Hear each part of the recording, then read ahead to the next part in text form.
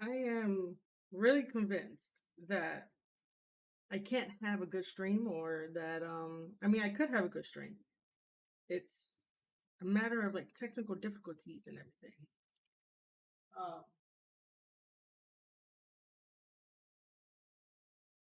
there's like other people with like better setups. And I just have to make do with what I have, and that's all that I can do.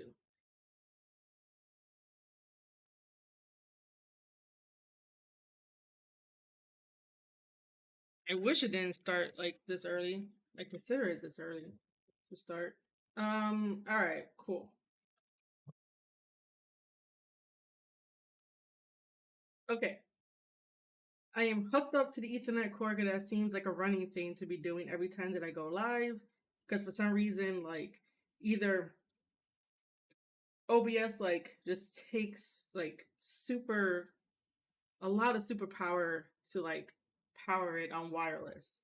And since me being in the living room to do this, like the wireless is not as strong as it is like further down. When I say further down towards the rooms, necessarily don't like to give a lot of people an inside look.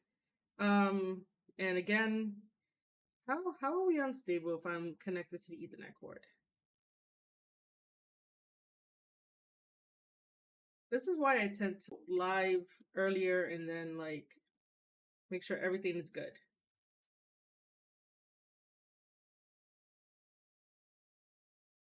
Okay, so we have like nothing right now.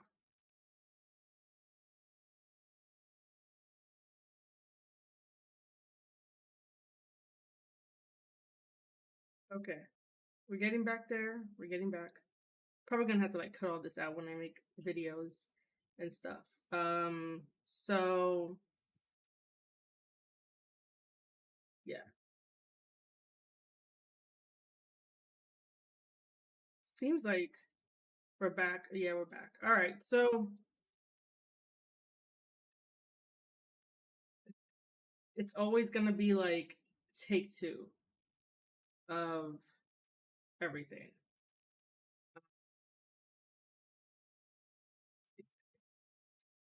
Okay.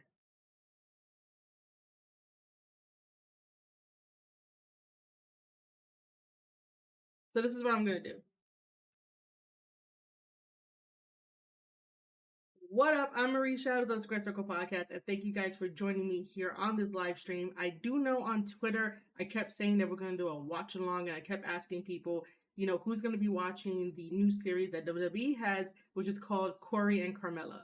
The only reason why I wanted to do a watch along with you guys is because I was going to be supporting Carmella. Corey's cool. He's there. He's cool. But after doing some more research and finding out that it's probably only going to be on Peacock, I do not have Peacock at the moment. There's a reason why, like, I go live on Twitch and also on YouTube and try to gain Twitch affiliate, and then also try to ask for you guys to support me via ko-fi.com/Marie Shadows. So that way, any of the funds that come in, it helps the channel, it helps the Square Circle podcast, it helps me create a lot more content for you guys, especially in the world of professional wrestling, because all I want to do is cover professional wrestling. That's all I want to do. I want to travel the world. I want to make sure that all of my guys are good, meaning that like, their characters are getting over. They know what their stories are going to be. If they need some direction, if they need someone to like hear them out, I'm there for them too. So there's a reason why like I always ask if you can, hit that follow button over here on Twitch so that way you guys can get me to my follower goal of 50 follows. So that way I can eventually apply for Twitch affiliate. And then if you see that little button here that says support me at ko-fi.com/Marie Shadows, there's plenty of options there. You don't have to do a membership. You don't have to buy from the shop. If you feel like this whole entire live stream speaks to you in some type of way, or you support my hustle any type of way, there is a one-time, no commitment payment that Kofi has or Coffee has, where you could just, buy me an iced coffee for $3. Like you could do that too. But because uh the show is gonna be on Peacock. I thought it would have been great if we all would have got together and like watched it, but unfortunately, because it's on there and I don't have that, I thought it was gonna be on YouTube, and that's why I wanted to do like a Twitch only exclusive for that. But I'll work around my obstacles and I'll see, what we can do. If I have to do maybe like a later reaction to it when I get the chance to eventually watch it or something fun. But yeah, that's what I wanted to do. Unfortunately, plans change. That happens in the business all the time. So we are definitely going to be talking about everything New Japan Pro Wrestling because uh the New Japan Cup starts on March 2nd. We already have who's going to be in this tournament. There's 48 guys. 48 guys, man. And I have filled out my New Japan I guess like my New Japan Cup predictions, and we're all gonna go over it today. And we're gonna see, uh if my pick is going to win, which is definitely Tama. You guys can definitely see in the title I did name this who's your New Japan pick and why is it Tama Tonga, because we should all be like Tama's gonna win this, like no matter what. This is like the best thing um to have like Tama in the cup, even though he has unfinished business with Jay and everything. And then we'll get into some more theories, some more news, because there's something very, very, very interesting that New Japan Pro Wrestling did on their website, which part of me now thinks that they're in on Jay doing what he did. I don't know. There's just, some little tidbits here and there about that. Aside from that, New Japan Pro Wrestling just released their mobile games, New Japan Strong Spirits. I have it downloaded on my phone. Um, and we might uh, end up making some content with it and stuff like that. So here it is. Unfortunately, I gotta show it like this because I did not know how to get my phone games to be on it on like OBS. If anybody out there knows how to do that, like, DM me so that way I know how to do it. And then it's telling me to choose my language. Obviously, I'm choosing English. It already has it checked off too. This is the first time that I'm like going through this. You know what? I'm gonna leave the sound on. Uh, Notice this app may be played for free, but this is what it is. I hope I don't like get like cut off or whatnot. But it's some pretty cool thing. Um,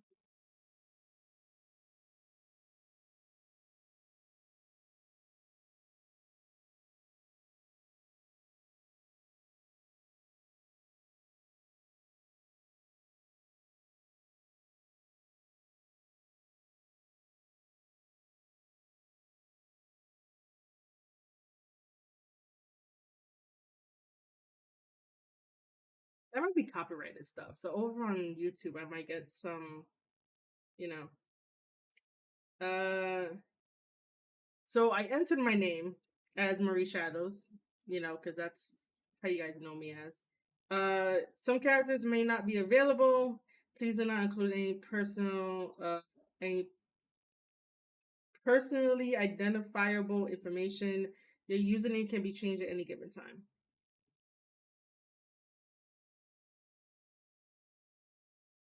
And then also, I realized that today is Monday. Today is a work day. So I may not end up getting, a lot of people to like watch this stream, but you guys can definitely watch it and hear it on the replay. It's totally fine. You will find this video over at anchor.fm/Square Circle Podcast, which will be uploaded as an audio file and video file because Anchor is now with Spotify. Spotify supports video. So that's great. You could take it on the go. You could take me on the go whenever you want to see me.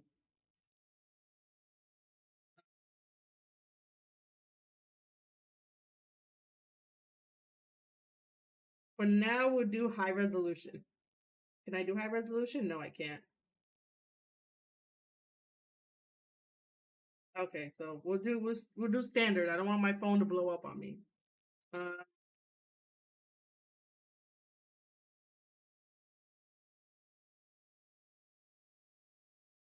Damn, that's a lot of data. Do I want to do this right now? I don't know if I want to do this right now. We'll download it. We'll see. We'll see what happens. But yeah. So we'll just be talking about that. I have to switch over to showing you guys my picks and my predictions. Um, I don't think this will be a long stream, but I don't know. We'll see. We'll see what happens. We'll see what happens.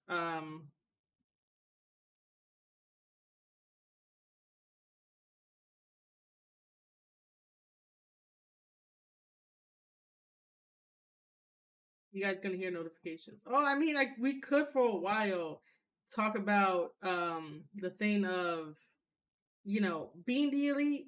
I personally stopped watching being the elite because it became a parody of itself, and I didn't like the fact that Matt and Nick were always throwing out the negative comments in their videos and just really poking the bear. And I think that they say as a whole that they don't want to insult our intelligence. And I totally get it that negative comments really suck, and they're really bad and everything. And so sometimes, the more that you talk about it, the more that you blame people, you push them away and you alienate them. And then you create this bubble and this echo chamber. And this is how we got AEW fans who are toxic. There's no way around it.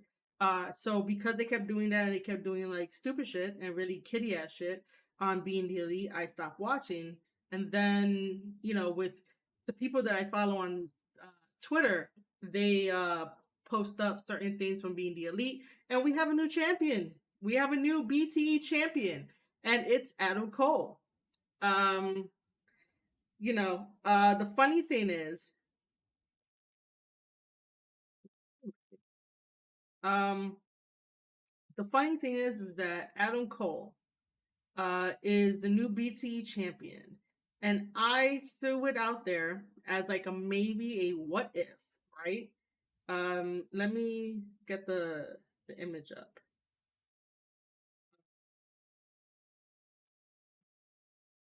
Do I want to go through the tutorial right now? I really don't want to go through the tutorial right now.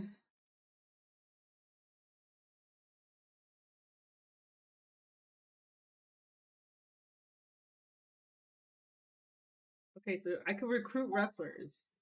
Don't worry, I'm gonna be jumping all over the place, so yeah. But let me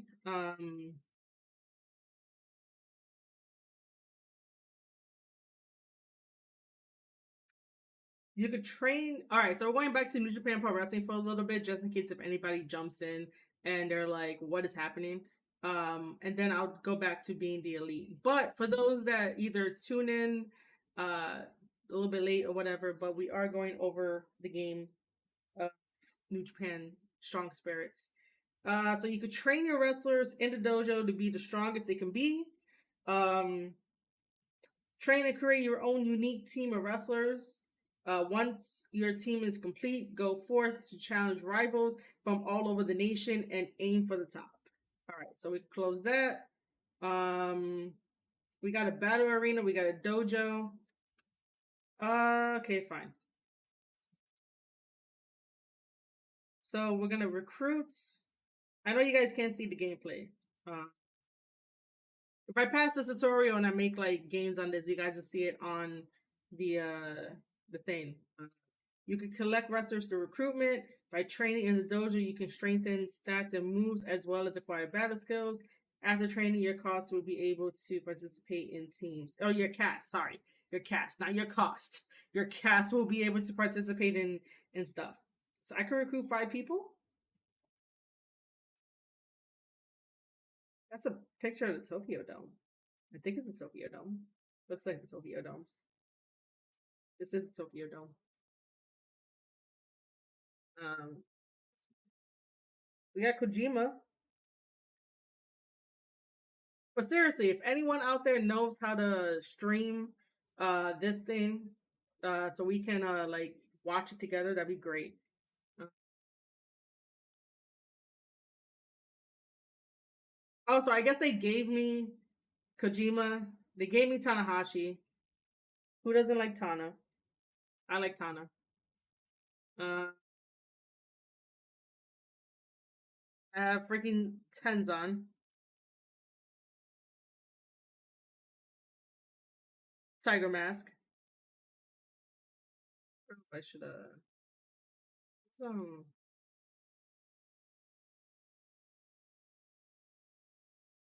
better. That's not even better. It's not even focusing right. All right, so this is Nagata. If you get a wrestler that you already have, you'll be given a piece instead. So I got five. Like really, I got five of the veterans. Next, let's grab a partner who will support the wrestler. Training with a good partner is equally as important as the training itself. Recruit the tutorial partner. You can collect partners through partner recruitment.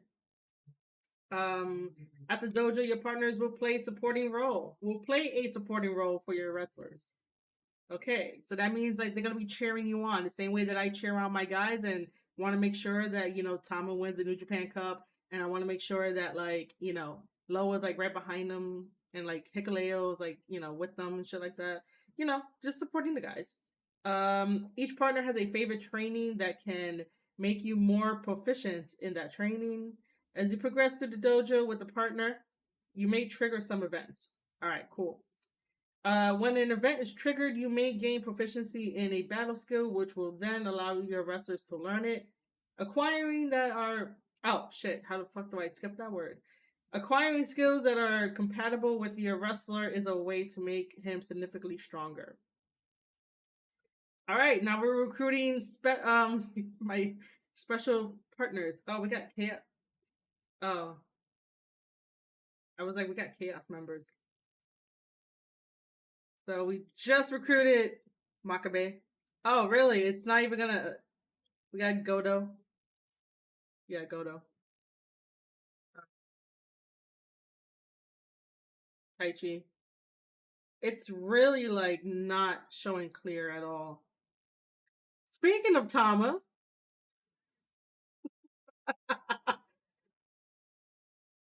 we got Bushi.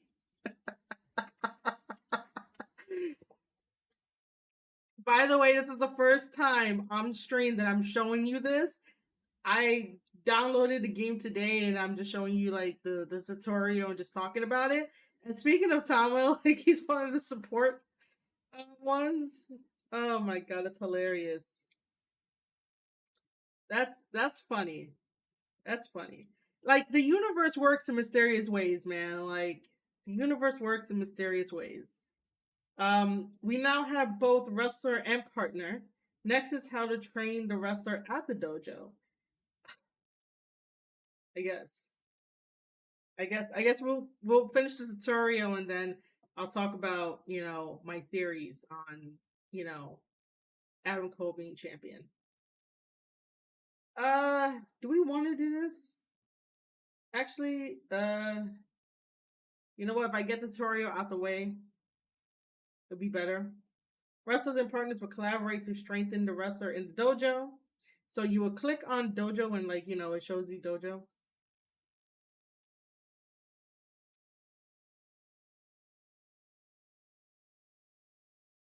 All right, this is really like a really good mobile game. A really good mobile game. All right, you guys remember back in the Attitude Era? Well, maybe a little bit before Attitude Era and then maybe a little bit after Attitude Era where like they had the moving pictures of the wrestlers and then like it'll just stop and like freeze frame and then like you'd be like, oh, this guy versus this guy. The animation. I'm sorry that my screen is not like focusing right or whatever, but the animation of having the gotta move, like this is really really really cool, really cool. Um, so let's see. Select the trainer. Oh, select the wrestler to be trained first. We'll stick with. Oh, see, they want me to click on Tanahashi. I was gonna be like, yo, let's just stick with Nagata, right? So, right? Did I not? Is it not going to? Okay, all right. I'm marking out here. That's like super cool. This is like super cool. He's like moving and shit. And again, sorry if my, it's not really grabbing on, but this is so cool. Um, okay, so after that, it goes to this thing where I get to pick the partners. Then select 5 partners, tap REC for this time. What does REC stand for? Would you like to choose training partners automatically? Okay, fine. Partners from other users can join in the guest slot. Ooh, so you get like a guest slot over here. And then, if you're friends with like somebody and like, hey, let me grab one of your freaking wrestlers and like have them train. Um, Partners can be selected from followers or the guest list. All right, so for the sake of this tutorial, someone has like Yoshihashi, so I can like get him on the guest list, which is interesting. Um,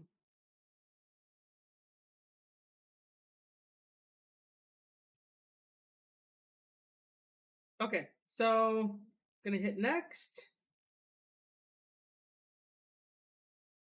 So just so you know, the training partners that Tanahashi here are gonna have, well, is gonna have, is Bushi, then Tama, Taichi, Goto, and then Makabe.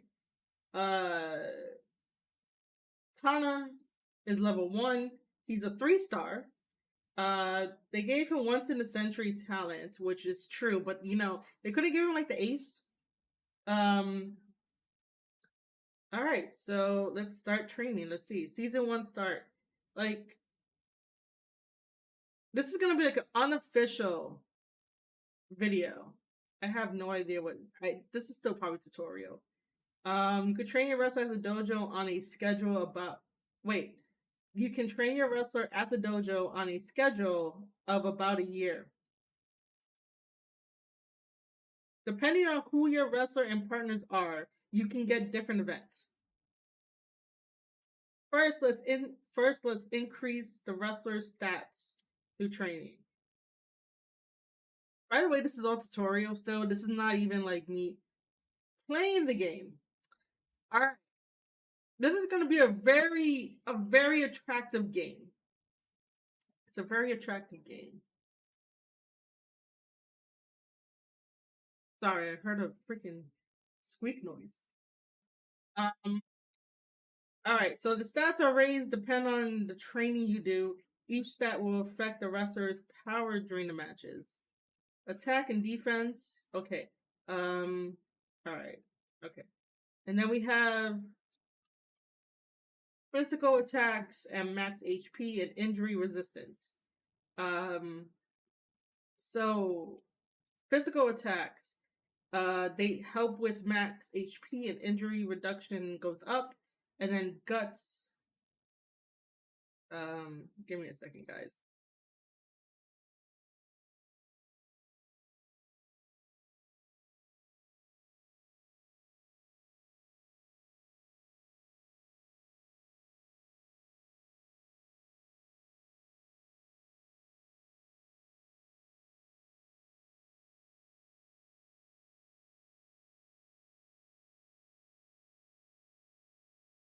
Sorry about that. So yeah, stat guts affect HP recovery and helps to evade finishers. Um, TEC is most likely technical, so skill activation and combo success go up.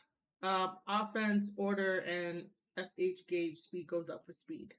I have no idea what FH is. Okay, so speed affects turn order and how soon you can use a finishing hold. This is a turn-based game. All right, so this is why I say that this is going to like be very addictive. You see Tanahashi working out? Yep, I do too. All right, so start training and select muscle. Training muscle will raise offense power and critical effects. I'm doing this with one hand. I'm trying to do this with one hand. Um, and by the way, if you guys can't tell, I am a huge New Japan Pro Wrestling supporter, so you know. Okay, I didn't even read the first part. What is happening? This is so weird. Move points have increased by 2. Health has decreased by 26. Why?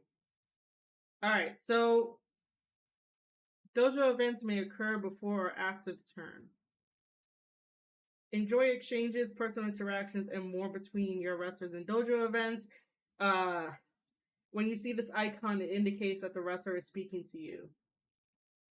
When you see like a little person up there, if you guys are like playing the game. Um, okay, dialogue. Okay, events. Okay, so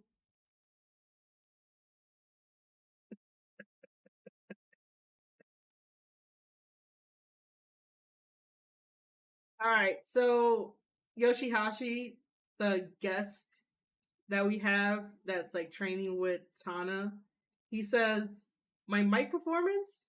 I'm not sure what you're talking about that."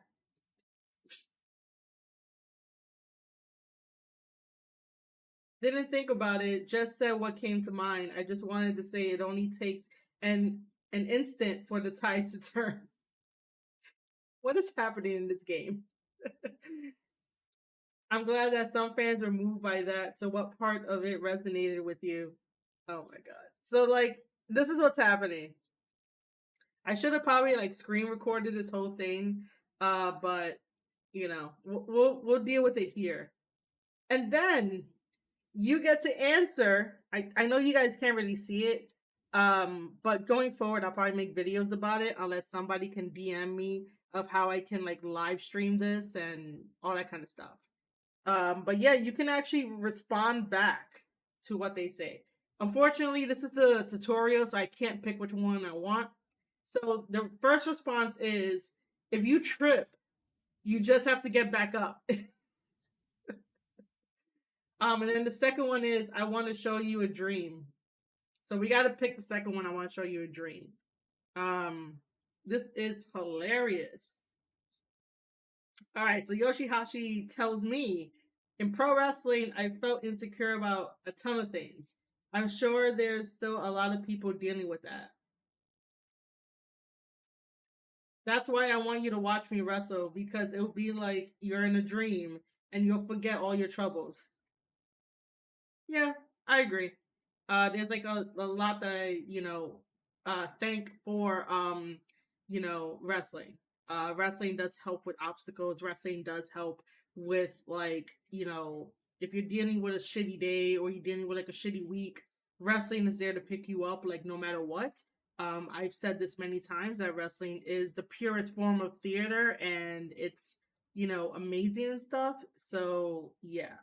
Um, so because I said that, um, so because I said that, uh, basically my skill points have gone up by 20. And the bond with Yoshihashi is up by 5. So, so yeah, that's interesting. I get a bond with Yoshihashi and my skill points go up. And then the stats were increased. You can see the results reflected in the stats. Also, if you get an event, different stats, etc., may rise as well. Health is needed for training. I think we know that. Health decreases with training, and low health means a higher chance of failure. If you fail, stats will not go up and you will lose health. Recover it with events or rest. All right, so now we're doing the rest.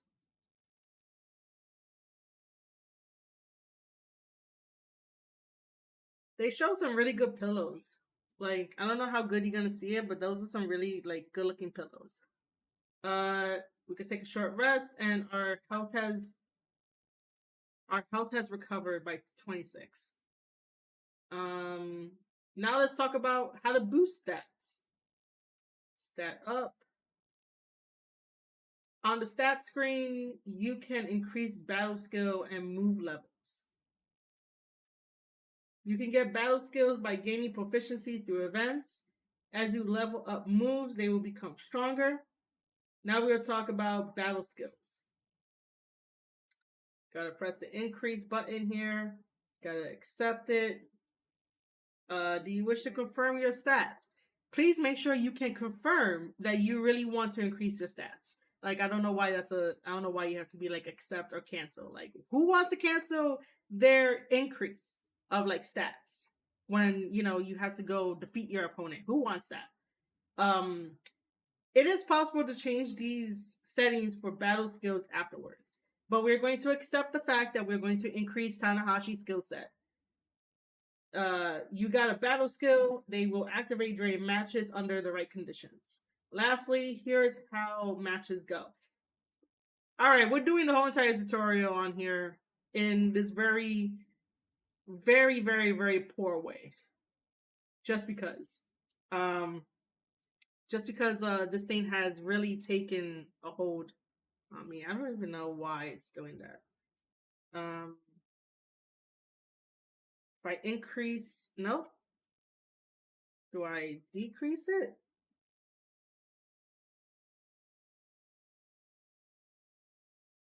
Yeah, but then I won't be able to see it. You guys won't be able to see it at all.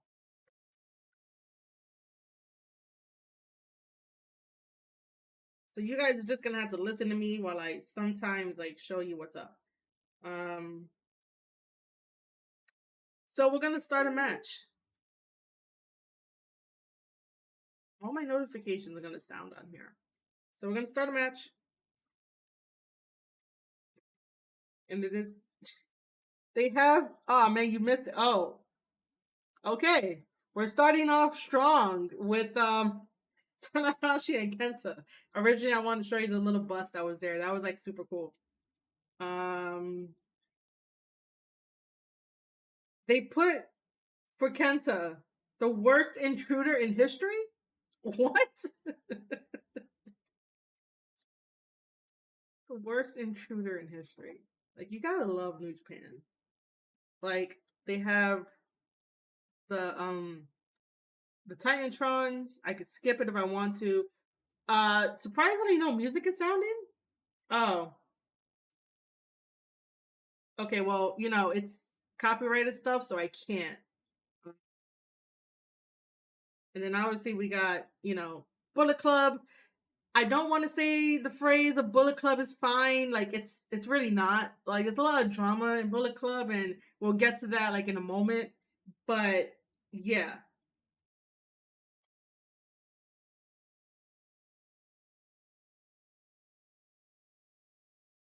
this is probably the coolest fucking mobile game that they did.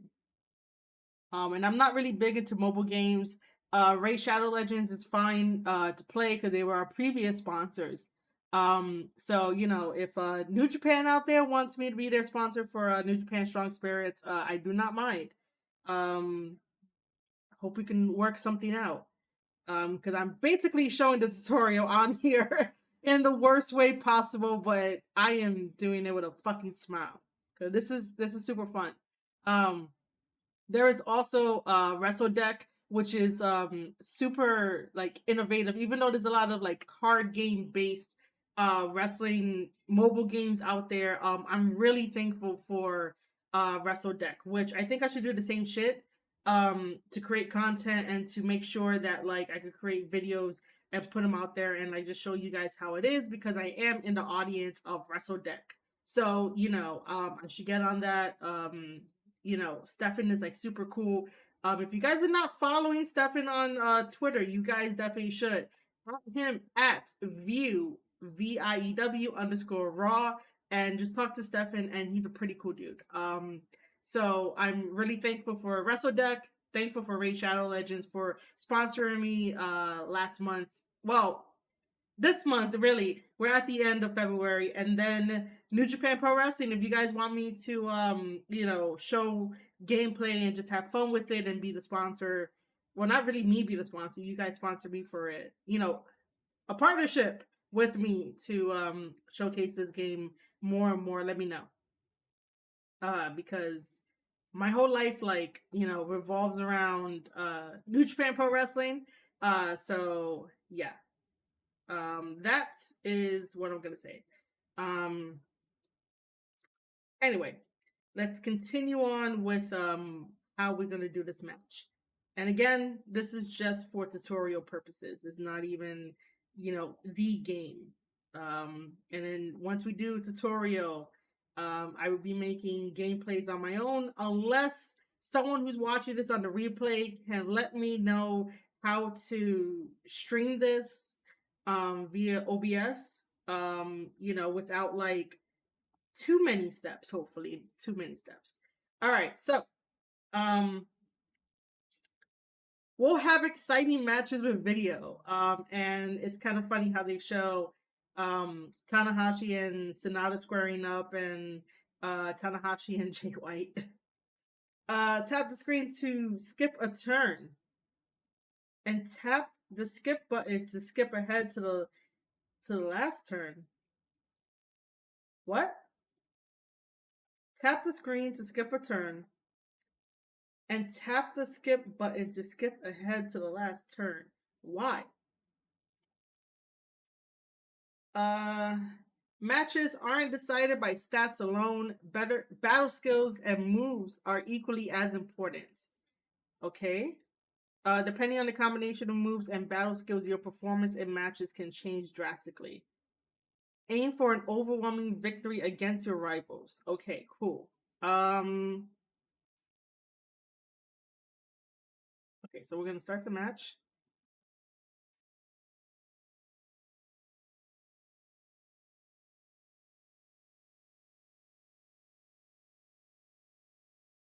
It's showing me footage from Tanahashi versus Jay White. And then now we get into like Kenta fighting against me, but there's video footage of that.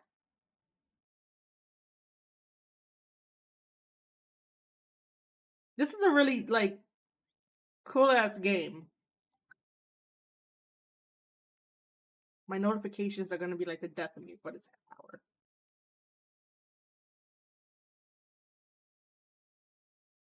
So this is just super weird. So it's basically a turn-based game. They have everything prepared. So you don't really have to do much, but you can skip your turn if you do not want to fight your opponent. So that means the rival has the advantage over you. That is what I'm getting. Because right now, Tanahashi is in the lead of defeating Kenta in this match. Kenta's coming back with a knee right to the gut, but Tanahashi has an active skill. Kenta just did a second combo to me by kicking me in the face and then doing that hesitating drop kick that Shibata does. Um, we're up to turn 8. Um, Again, they really love taking footage from Tanahashi versus Jay White. Um, so now we're up to the finish hold, and like it's still with Tanahashi versus Jay White, and I guess we're gonna do the high five flow. Because right now we got Kenta all the way down, and oh, he did it on Shingo, not even uh, so yeah. So Tana wins against Kenta in this match of New Japan Strong Spirit. Um, this is by far like the coolest thing like I've seen. Um, all right, so we got Tana celebrating. Um, he wins with the high five flow. Apparently, the match was 12 minutes and 30 seconds. Um, apparently, yeah, the match was like 12 minutes and 30 seconds, even though it felt like what? 2 minutes, 3 minutes tops of me just talking about it and looking at it, probably even less. So yeah. Um, and then we have the announcers, which is pretty cool. By the way, the female announcer here, she's like super cool on commentary. Like I like when they include her on commentary. I like that they include her on commentary. Commentary says, "What a great victory! Looking back on the match, you get a score of 94,000. That's what happens when you pick Tanahashi. Like match score is 94,265. Like it's Tanahashi. Like that's why you get that score.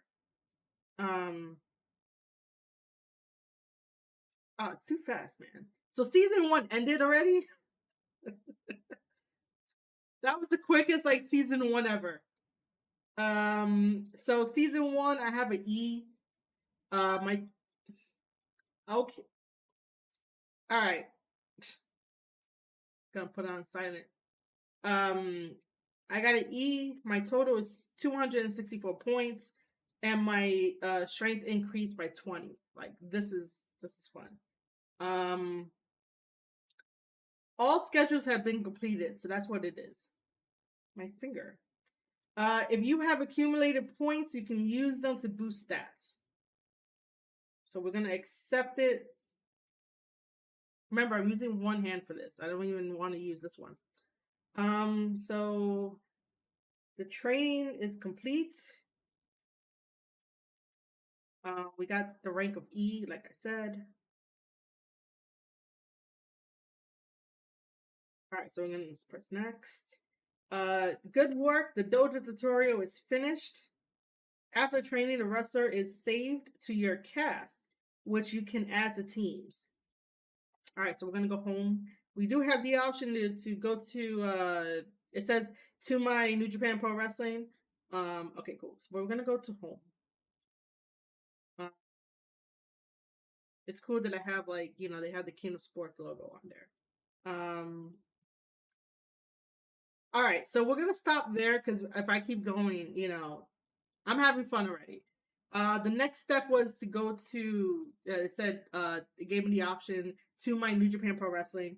Um, so for the release celebration, so if you guys go to your local Play Store or Apple Store or whatever the hell you have, I have an Android, so it's gonna go to my Play Store, and when you download it, you get the release celebration login bonus, which is one day you get 300 gems. Day two, you get a increase in SR ticket. Day three, same thing. Day four, you get 1,500 gems, and then day five, you get 30,000 New Japan coins. Day six, you get a 2-star increase ticket guaranteed, and then day seven, you get a 3-star ticket guaranteed. So this is what it looks like. Um, so day one, I got that. And any acquired login bonus or any acquired things will be in your chest, your treasure box. And then you also get the starter login bonus, which again we're getting 150 gems for today because today is the release of it and the celebration of it, and definitely starter day. So that's what we're gonna do. And then there's regular login bonus. We get more gems. We're getting 15 extra. When I log in like tomorrow, I'll get the New Japan coins. Um, the date has been changed. Return to the home screen. What date?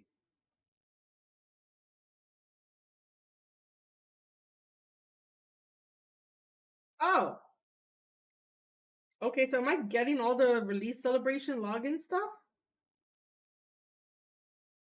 Oh, this is. Oh, you get double because it makes sense. Okay, you get double. Um, Sorry, I just thought about something that's not relevant to any of this. Um, So, because we're here in America, we're a day behind Japan. Japan is already on March 1st. Today is the 28th of February. So you do get double the bonuses when you're playing this game. Just because. So that means we got like I think that's 3,000 or 5,000 for that. Then you get like your notices and stuff. It's like when you play a regular mobile game, you get all that kind of stuff. Um, this is some really cool shit. Um, so yeah, this is how it looks. We have Tanahashi and Okada on the screen of the game. Sorry, it's all blurry and everything like that. Like I said, if you guys are watching this now or on the replay, if you guys can DM me at Marie_Shadows and let me know how to stream this game for you guys. I don't have to make like videos for it. I'd rather stream it for you guys. The same way that I was streaming Raid Shadow Legends, and I want to stream Wrestle Deck. But yeah, if you guys have like any type of tips for me to stream mobile games via OBS, let me know. But that was a fun freaking tutorial. Um, it's a fun tutorial because I love New Japan Pro Wrestling. I will always talk about New Japan Pro Wrestling and advocate for New Japan Pro Wrestling. So everything and anything like New Japan, like I'll talk about it. Like if you guys don't know, over on my coffee page, I created a gallery of the thumbnails for the Lions War series, and each of them has a link where you can click on it and then read my reviews for it. I did reviews for episodes 1 through 4 right now. I'm still working on 5 and 6. I watched all the way up to 7. I know episode 8 is out, but I write these reviews for New Japan Pro Wrestling just because I just love the company, love everything about them, and so yeah, um, that's it. That's all for the mobile game. Um, we're gonna be talking about some more stuff. We're not at the end of the stream yet. Uh, so I just want to check all of my stuff. Um,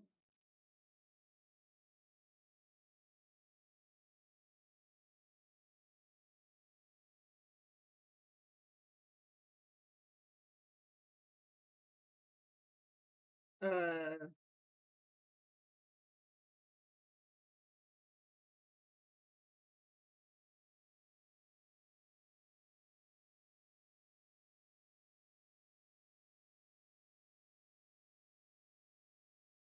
okay. So yeah. Um, I do want to talk about all things New Japan. We'll get into the cup later. Um, we're gonna be switching to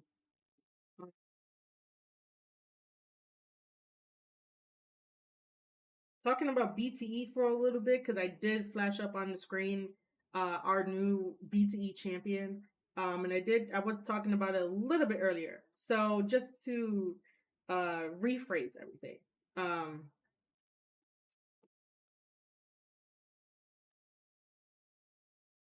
I used to watch Being the Elite. The only reason why I stopped watching Being the Elite is because Matt and Nick was making Being the Elite a parody of itself. They had some good moments here. They had some good episodes here and there. However, the main reason why I was like turned away was just because of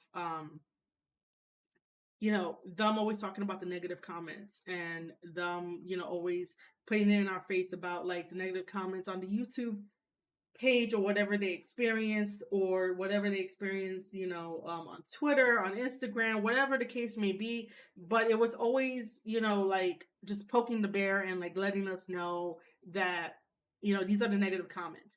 I get it. I really do because, you know, I may not always get negative comments here and there, but just looking around at how really horrible people can be just because they're behind like a screen or a keyboard or something, like I get it, it gets to you. but that doesn't mean you make a mockery out of it every single time, for the show, just to get views, just to get material. I think there's a better way to get material, and I think that there's a better way to go about it when you're just paying attention to yourself, to your environment, to what makes you happy. And even though that sounded weird, it should be like, do what makes you happy. But in the case of this, like, to make things that make you happy and make BTE pop like it once did, rather than just relying on negativity to fuel the materials and do stupid shit. Um, so that's what it is. I just don't like the fact that they had to do that all the time. And so, you know, um, basically, I just don't like that, and that's why I stopped watching. However, I do have friends on Twitter timeline where they will either post up little snippets of what's going on in BTE, and I'll take a look at it because I'm just scrolling through, and yeah, so this happened. Let me bring it up here. For anyone that's listening to this via audio, it is a picture of Adam Cole where it says "and new BTE champion."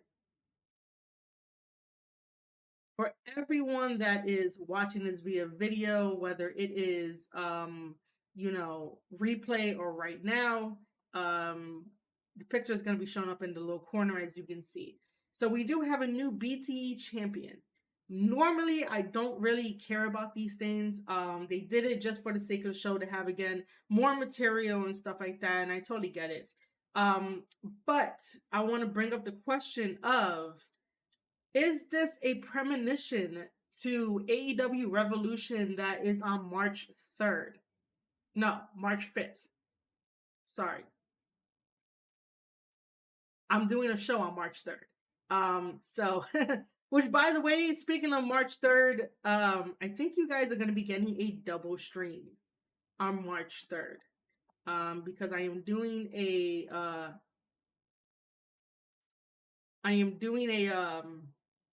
show with Bama, and I believe there is also Pat McAfee interviewing Vince on that day. So you guys might be getting a double stream, because that's going to be great. I work hard for all your love, guys. Just know that. I work really hard for all your love.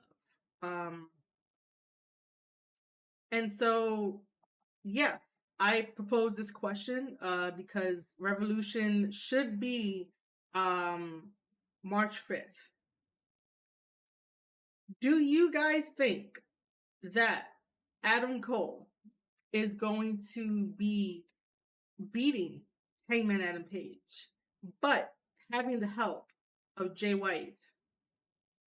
It's not too far-fetched after everything that Jay White has done in the past weeks that has definitely turned our world upside down, and totally, like, I'm still trying to process it. There's a lot of wrestling fans out there that's still trying to process it, especially the Islanders from Thomas Island. Like, we're still trying to process like all this shit. I still have theories here and there. I'm still trying to look for clues as to, why the fuck is this happening. But I am going to let it play out. But whatever news and theories I have, you guys will hear them first on this live stream and any other live streams going forward. And of course, if you want to hear them first, all you have to do is just support me at ko-fi.com/Marie Shadows and grab one of the membership tiers, and we'll discuss it there via DMs, via blogs, via whatever the case may be. So support me there, hear it first, and it will be there. So yeah, I think that when AEW Revolution comes around on March 5th, that Switchblade is probably going to help Adam Cole get the championship title.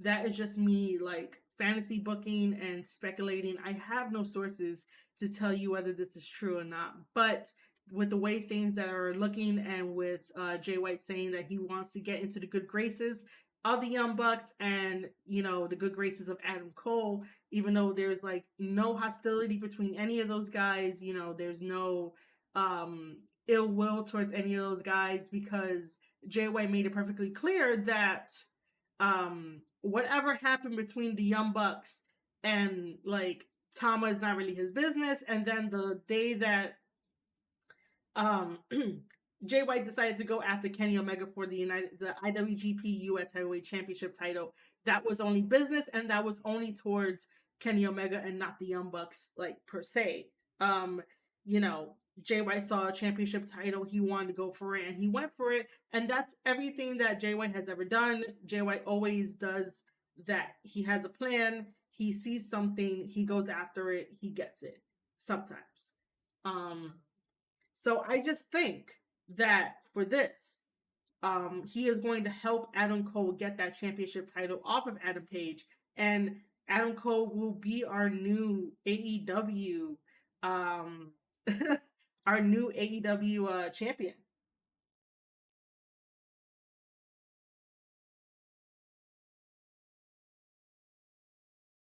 Yo, J Rod, what is up? Thanks for stopping by the stream, and I have no idea what MMT is.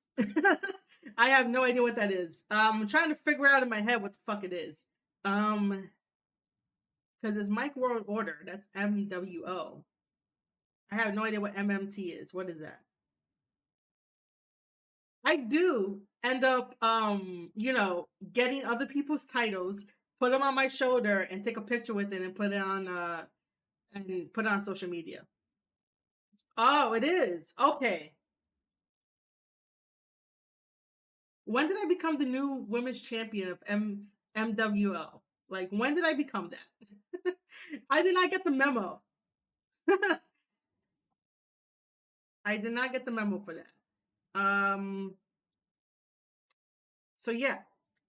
That's what I think. So people who watch this on replay, if you guys want to drop me a comment to let me know what you think, um, yeah, if you guys want to let me know what you guys think about that, I would definitely love to hear it. I think that Jay White is going to be helping Adam Cole come this AEW Revolution to get the belt off of Hangman Adam Page. No matter what anyone says out there, yes, Hangman has been putting on great matches, but Hangman still needs to work on things, and really work on things, because he's a forgettable champion. And I know that might not sit well with people, but to me, he's a forgettable champion. Yes, he had story time with Hangman Adam Page.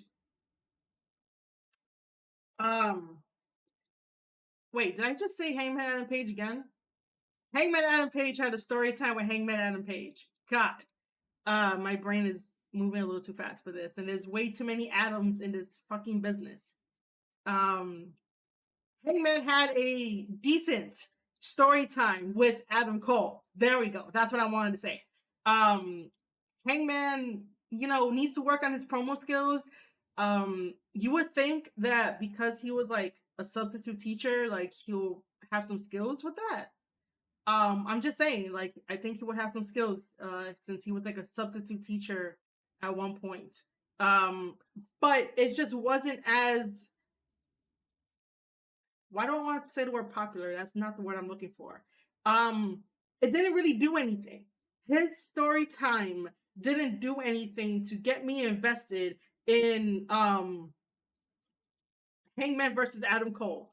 The only reason why I'm invested is because Jay White is hanging out in the background, and like this dude is gonna do something. Just because, like, he knows how to create buzz, and he knows how to bring AEW to 1 million viewers. So again, if you guys have not thanked Jay White for that 1 million views, you guys should go do that.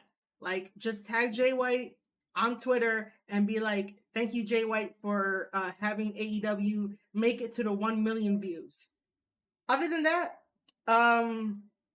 because we have the new BTE champion, I think it's just a premonition, and only time will tell that he will get it. Now, if Hangman still retains the title after Revolution, then obviously my theory is wrong, which is okay. It's okay to be wrong. And obviously AEW sees something in Hangman Adam Page. And after that happens, after if he retains the title, after that happens, he needs to work on his promo skills. He needs to work on his presence as being an AEW champion, because again, it's forgettable. Yes, he's putting on really great matches. He had what, like three really good matches. One was a time limit draw, the other one was like close to it past 20-minute mark. So like, past that. And then he had a hardcore match. And yes, being the champion, having those matches are good, but you got to think long term, because you really want longevity in your career, right? You really want longevity, and you got to play the long game rather than the short game. And the short game is going out, having matches with quick ass build-ups, and wrestling, 110%, and then not really doing anything. And it's either a hardcore match or like an Iron Man match. And sometimes it's like you gotta do more to create a presence for yourself if you want to carry the AEW championship title. Like I said, I just hope that after Revolution, whatever happens, Hangman Adam Page really needs to like step up his game and be more memorable than anything, because right now it's a little bit underwhelming of his championship reign. Um, Adam Cole is doing a decent job on AEW. He's in between the drama of Young Bucks and Redragon, and then it's gonna be interesting to see like what sides he's going to pick. And then also, with Jay White in the background and just biding his time for whatever he wants to do, because Jay White does Jay White things. And so like, yeah. Um,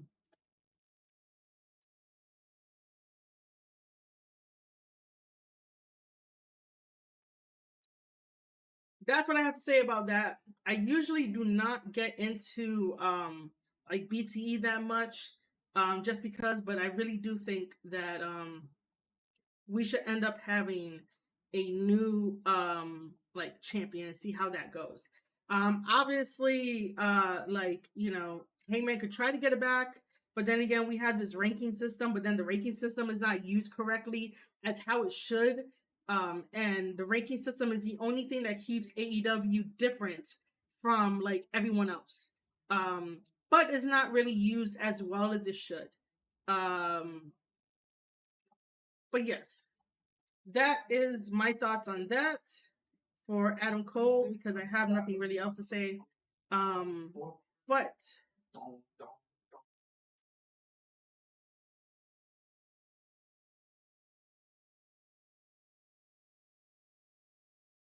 uh, but we're gonna go into talking about the New Japan Cup and my picks and why I picked them. Uh, and yeah, we're gonna do that. But we are going to take a quick stretch break before that, so don't really go anywhere. But I will see you guys in a little bit.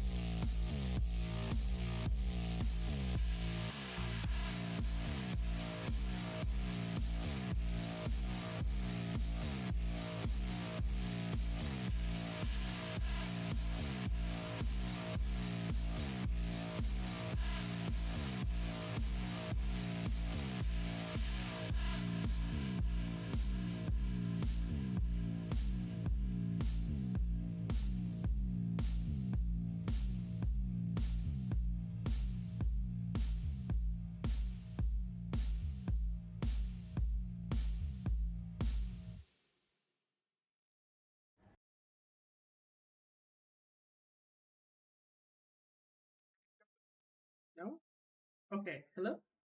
All right, got it. Yeah, all right.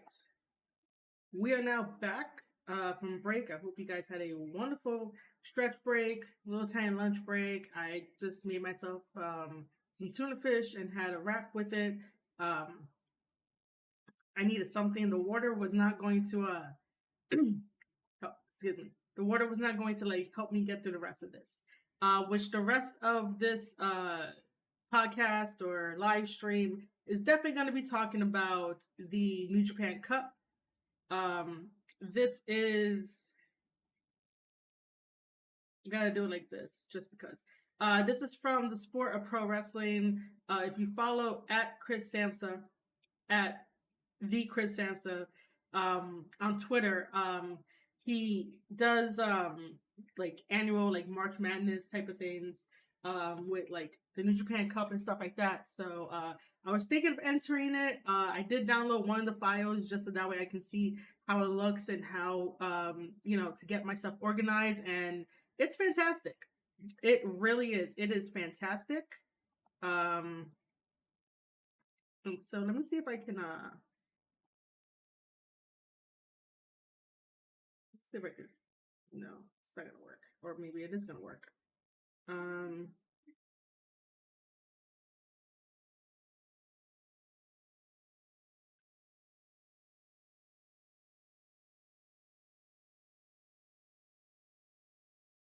no, it's not gonna work. Okay, so we're gonna have to deal with this for a bit. Where I'm gonna have to do this for you guys and whatnot.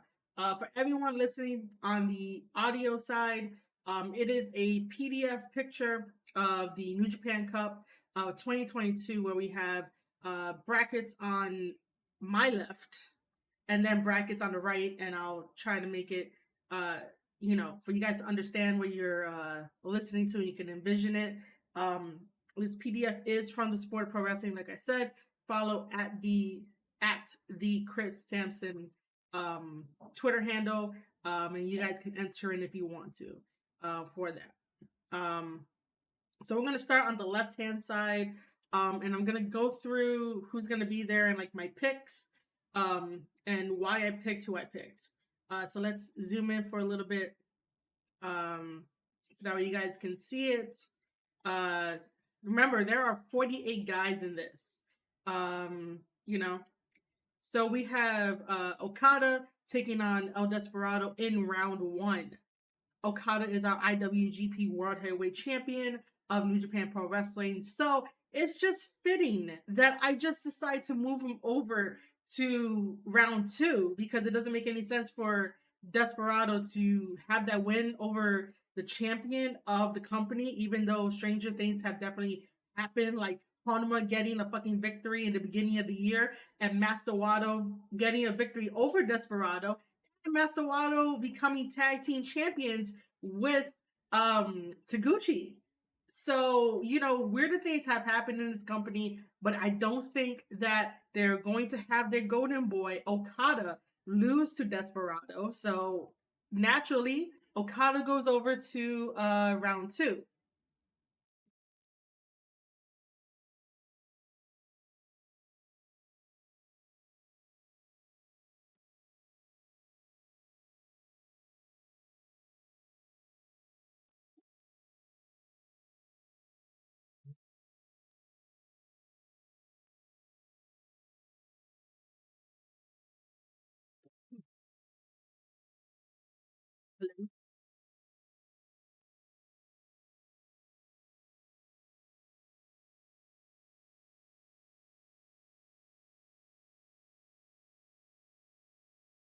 Sorry, technical difficulties.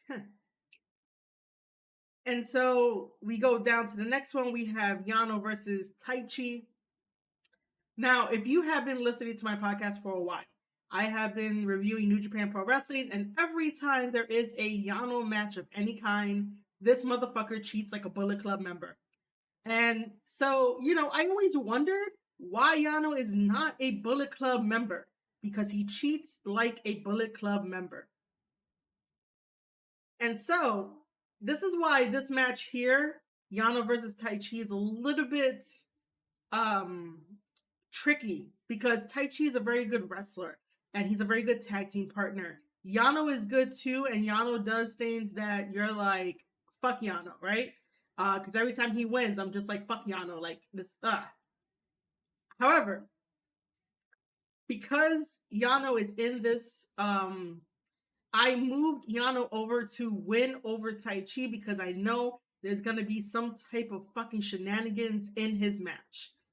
Any type of shenanigans. Like if you guys were watching, like a couple days ago, they had Yano versus Suzuki in a dog cage match, and you thought that Suzuki was going to handcuff Yano in that dog cage and like close the door and win the match. Nope. Fucking Yano managed to handcuff Suzuki in that dog cage and like win the match. Because Yano be doing shit that's like, bro, like, what are you doing? Always cheating and gets away with it. And so this is why I think for this matchup, Yano's gonna go over. Yano's gonna go over to round 2, and unfortunately, Taichi is not going to advance. I have no idea if anyone is sending me messages.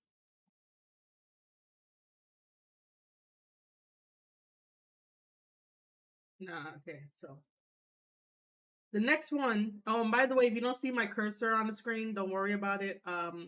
It's because, you know, the last time that I was doing this, like to share my screen with you guys with Raid Shadow Legends, I couldn't do anything. My computer almost froze, so, you know, not showing the cursor. The next matchup is Nagata taking on G.O.D. This is going to be a really great match between the both of these guys. Nagata, he's in his 50s, heading to 60s, and he's putting on some really great matches with these guys, and it's really great to have him back into the ring. G.O.D. is an amazing singles wrestler and also a tag team wrestler, and, you know, we all know his history and shit like that. As much as, you know, veterans are good and everything, my pick is G.O.D. to move on to round 2, just because I think they're going to give it to G.O.D. The next match is Sema taking on Taka Michinoku. I really do not think that Taka is going to advance in this tournament at all. They brought him back, and so far, you know, he's been taking his lickings, his beatings, just because of the shit he pulled in the past, and that's why he wasn't with New Japan for a while. And then coming back, even though it's like almost with like open arms, um, you know, I just feel like he has that stigma still with him. And Sema is part of Gleet and Strong Hearts, because he has a team with the other two buddies, and it's always great to see him back in the ring. My pick is definitely going to be Sema going over to round 2. Next match we have Tanahashi, which you guys saw in the beginning of you know, the New Japan mobile game.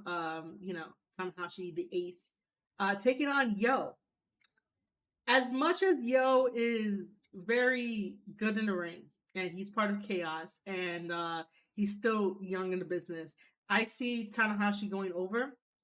Usually, you know, Tanahashi would put over the young guys and everything, but for this type of tournament, something that Yo is probably not used to in a way, um, Tanahashi has the experience edge over this, so Tanahashi is going to, for me, Tanahashi is going to be going over to the second round. Then we have Naito taking on Yujiro. And you guys know how I feel about Naito. As much as I respect the dude, and he could definitely, you know, tell a good story and have a really good in-ring performance depending on like who he's wrestling. Tanahashi, oh my god, I said it with so much like passion. I meant to say Naito still has those messed up knees. And eventually he said he might consider retiring at 40, and he's almost pushing 40. So I don't think Naito's going to go any further. I do think that Yujiro is going to get the win over Naito. And yes, that's the same Yujiro from Bullet Club. In the next matchup, it is Makabe versus Jeff Cobb.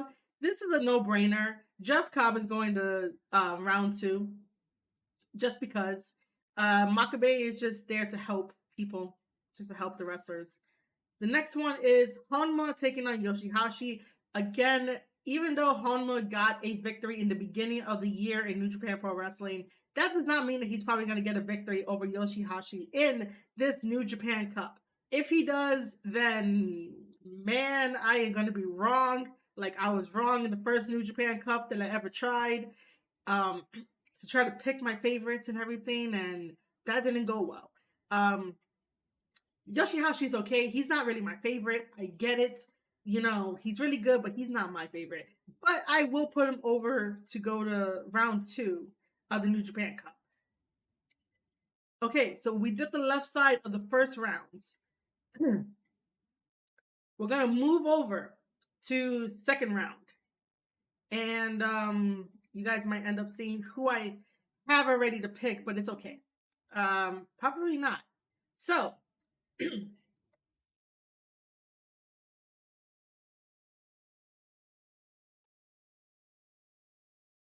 we are currently now on the right side of the New Japan Cup list.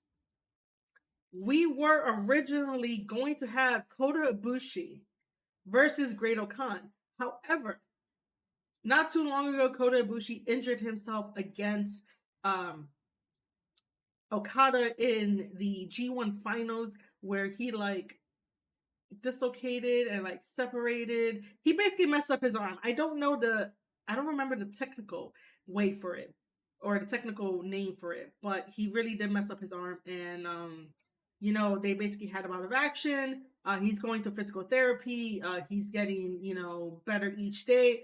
And New Japan Pro Wrestling thought that he was going to be good. Turns out that the trainers reevaluated him and pulled him from March 1st, which over there in Japan, they're having their 50th match celebration anniversary type of thing going on.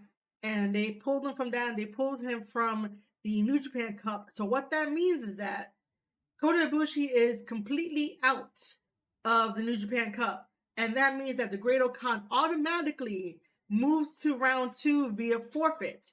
And look who I have here. Great-O-Khan in the second round.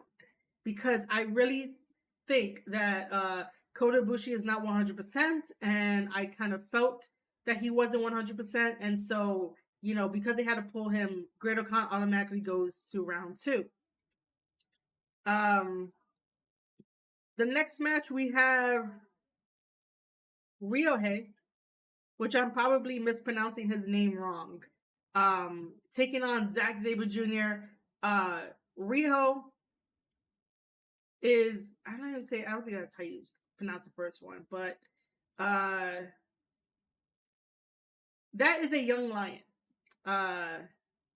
Or is it Rio? No, Rio then. I have not heard their names a lot. The young lions have harder names, to be honest, than the original young lions. Okay. So Zack Sabre Jr. is automatically going to round 2. Like, the young lion is not going to go that far. Next, we have another young lion, Yuto, taking on Hinare.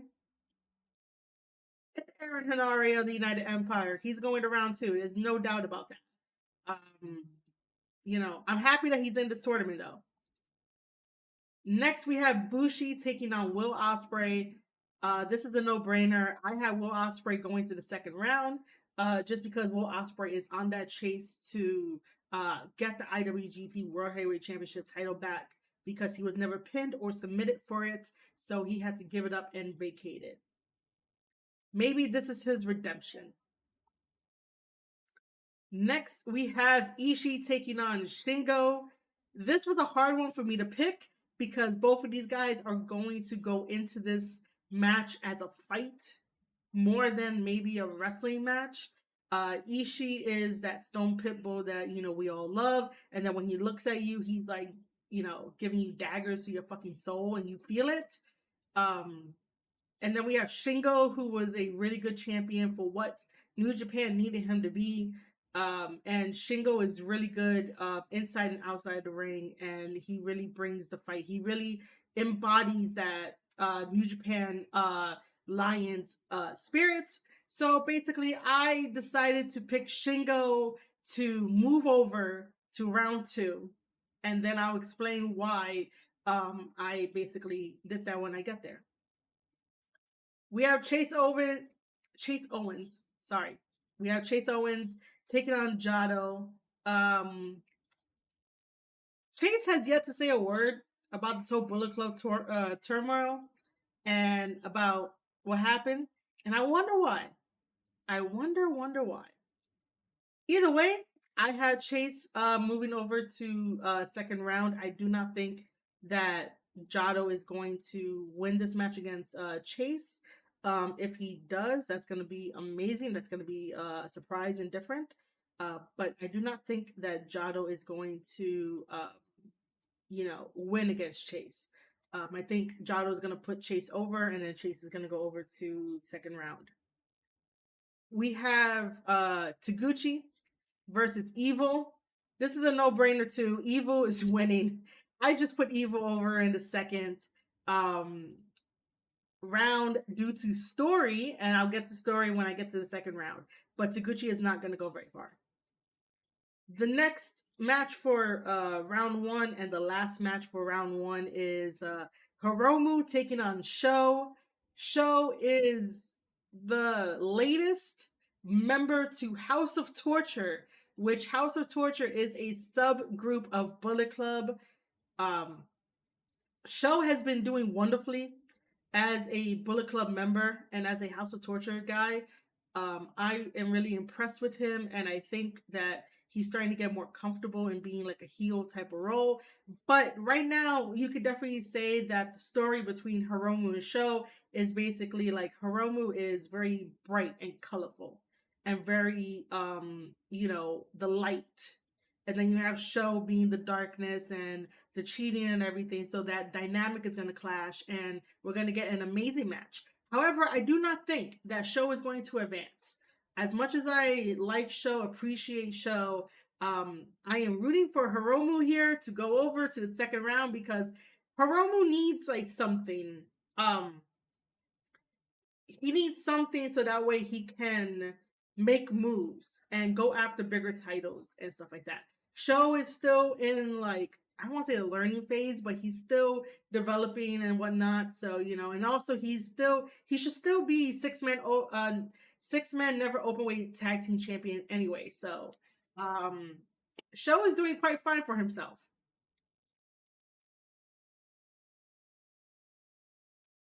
Hiromu not so much.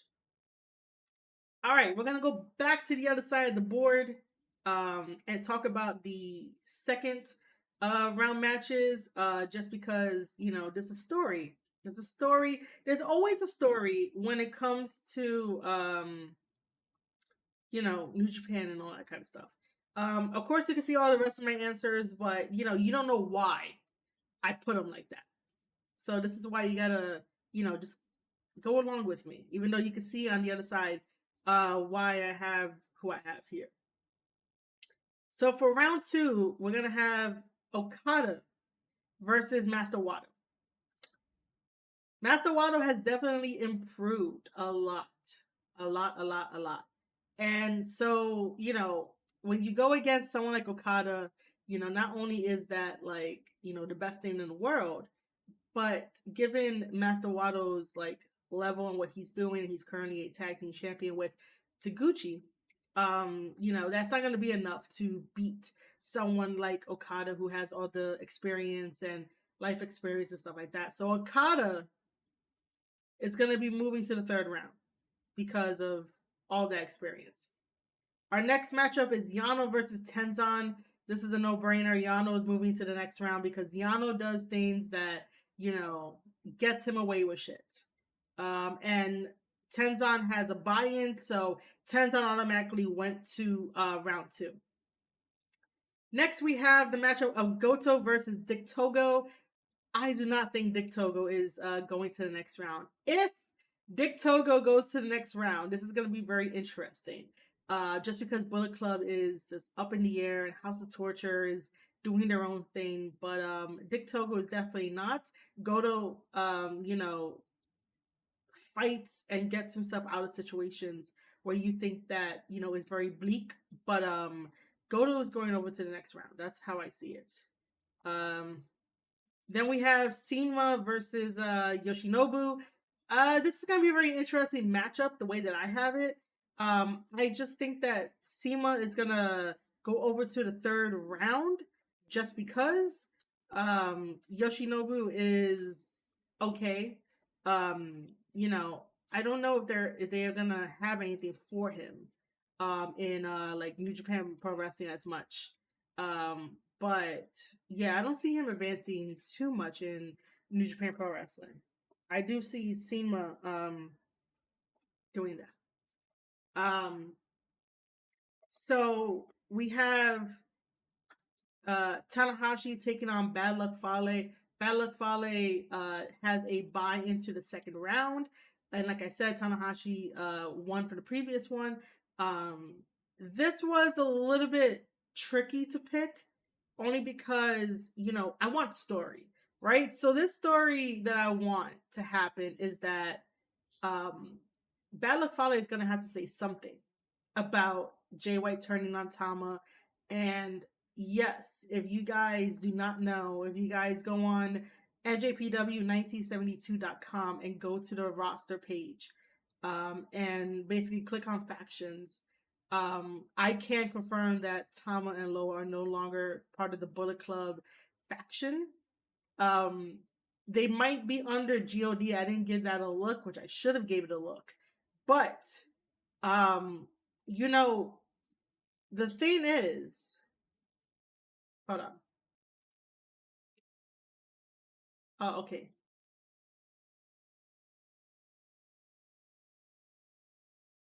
Okay, so I gotta talk to you guys for a second. um, no, that's not what I want to do. I should.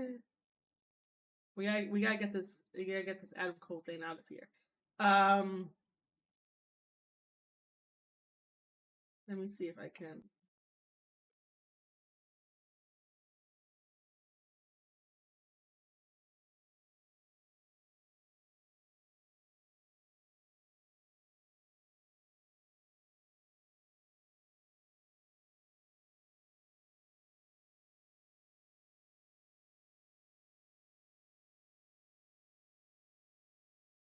All right. So, oh, maybe this was better to do. Okay, but I'm gonna go back to the other one in a second. But we gotta talk, right? I want you guys to like see my face and all this kind of stuff, right? So in on the website for 1970, no, I'm messing up right now. On the New Japan website, they basically list all the wrestlers that work for New Japan Pro Wrestling that are signed. Obviously, Tama and Loa are still there. However, if you've been watching the past couple of live streams, I've been saying that Tama and Loa are not kicked out of Bullet Club. Like that doesn't make any sense. Uh, but I guess now it's true that they are kicked out of Bullet Club, and the way that Jay White did it, that they're kicked out. But it doesn't make any sense because of the terms and conditions that was talked about during the promo buildup is totally different from what they decided to do, because they have mentioned, well, the Good Brothers have mentioned, if they beat God, that means that they kill Bullet Club. That doesn't technically mean that they kicked out the Gorillas of Destiny.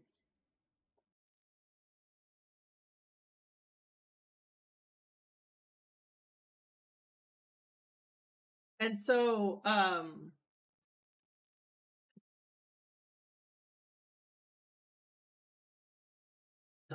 Tonga.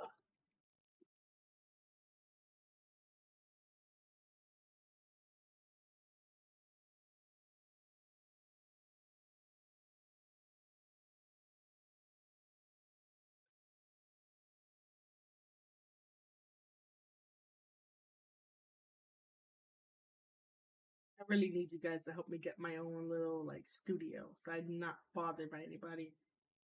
But yeah, to continue on with that, um, as per the Good Brothers, when they were doing the promo battle and the promo build up, they said that if they win against God, they kill Bullet Club. They kill the thing that they created. Now, first of all, Bullet Club like 101 is that Bad Luck Fale, Prince Devitt, Carl Anderson, and Tama was the original four until it blew up and grew, and this is what we got like today, right? So, Carl Anderson says that if they defeat God, that they kill Bullet Club. That does not mean they kick them out. And just because Switchblade decided to use his moniker of being a Switchblade and attacking Tama, uh, that doesn't necessarily mean that Tama and Loa are out. It looked like more like Jay separated himself from Bullet Club and like God to start his own thing, but as it turns out, I was completely wrong, I guess. So we're gonna go with the narrative that yeah, um, Loa and Tama are not part of Bullet Club anymore, and you can definitely see that on the New Japan website. So that's not me making up anything. That's me doing research and looking for more clues as to why the fuck this happened. Um, I'm not sure if like the writing was on the wall the whole time. Maybe it was. I've been so invested in you know the build up behind Jay White and what it means that he's Switchblade and all that, and like a character spotlight, and that's why I coined the phrase of Jay White does Jay White things, and trying to piece it all together. In on Impact, he said that he removed dead weight, calling Tama and Loa dead weight, but it's like, are they really dead weight? Were they really dead weight? Were they a threat to whatever Jay wanted to do? I mean, he could have just talked to Tama about, can we expand? Can we include these guys? Or, he did say that whatever Tama dealt with the Young Bucks, obviously Jay didn't deal with that. So, Jay doesn't see no ill will towards the Young Bucks, and that's why he will want to get them in there. Um, but removing an OG, just because he wants Bullet Club in, I guess, his image, because he still says it's still his era, I don't know if that could have been the writing on the wall. When Gato said that, when Gato and him came up with the still my era thing. Um, but I think I'm getting too far away from like what I really want.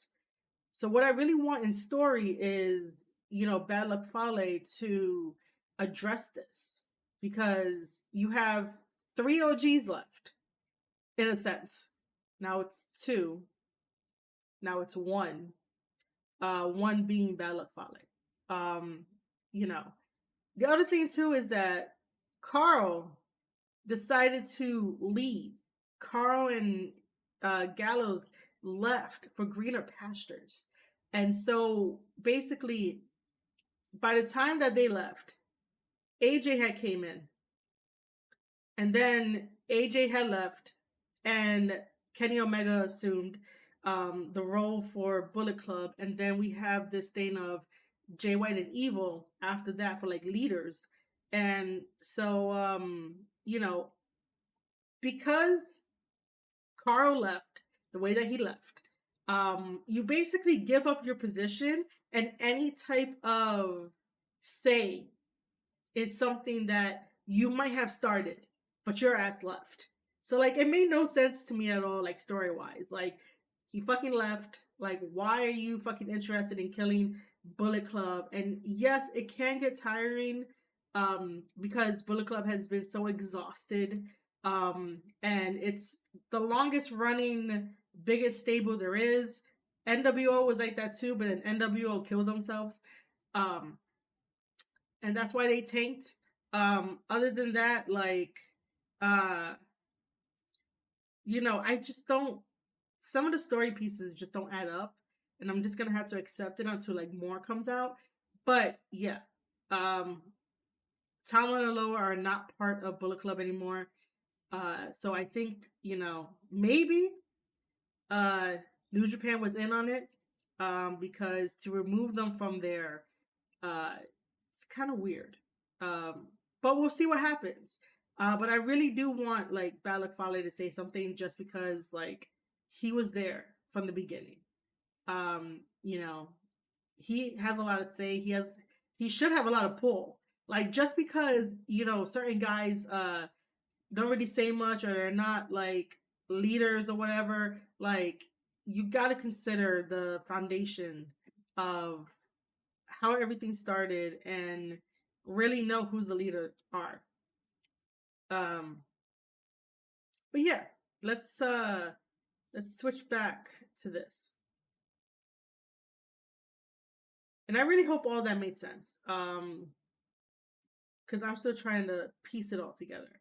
So here, against Tanahashi versus Balak Fale, as much as that would be a very nice match, I need Balak Fale to go over to the next round.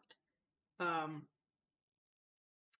Next we have Yujiro taking on Gedo, and this Bullet Club versus Bullet Club. We know that Gedo is not going to advance, so Yujiro is going to go over to advance.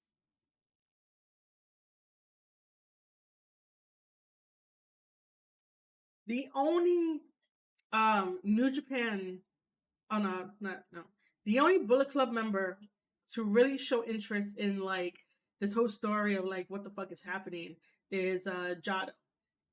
Gato hasn't said anything. Gato has not even praised his number one asset in New Japan Pro Wrestling, which is Jay White, for what he did.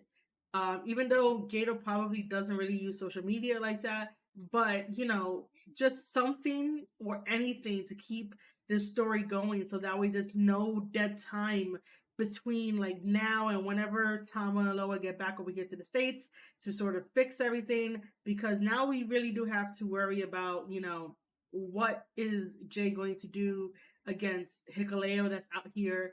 And he's basically by himself. He would have had Chris Bay with him, but Chris Bay decided to side with Switchblade to learn under him, and I can't fault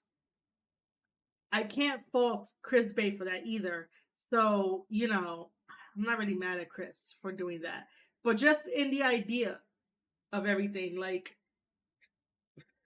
you know there's a lot of things we have to worry about.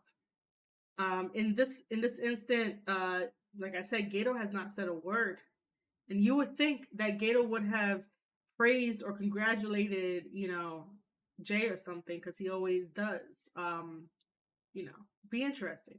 But I really do think that in this matchup, Yujo is gonna go over. Gato is not gonna go far. The next one I have Cobb versus Kojima. Um, Cobb is winning this one. As much as Kojima has really been on a roll and really has been dominant and really good in the ring, um, Cobb is going to go over to the next round. And then we have Yoshihashi taking on another young lion in Fujita. I think that's how you pronounce it. But Yoshihashi is going over. Like, the young lions are not going to advance. All right, let's go over to round two. Um, just because. Um,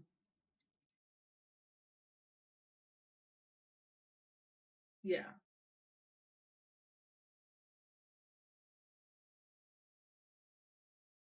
Okay. I was like, I'm a little confused. Okay. Um.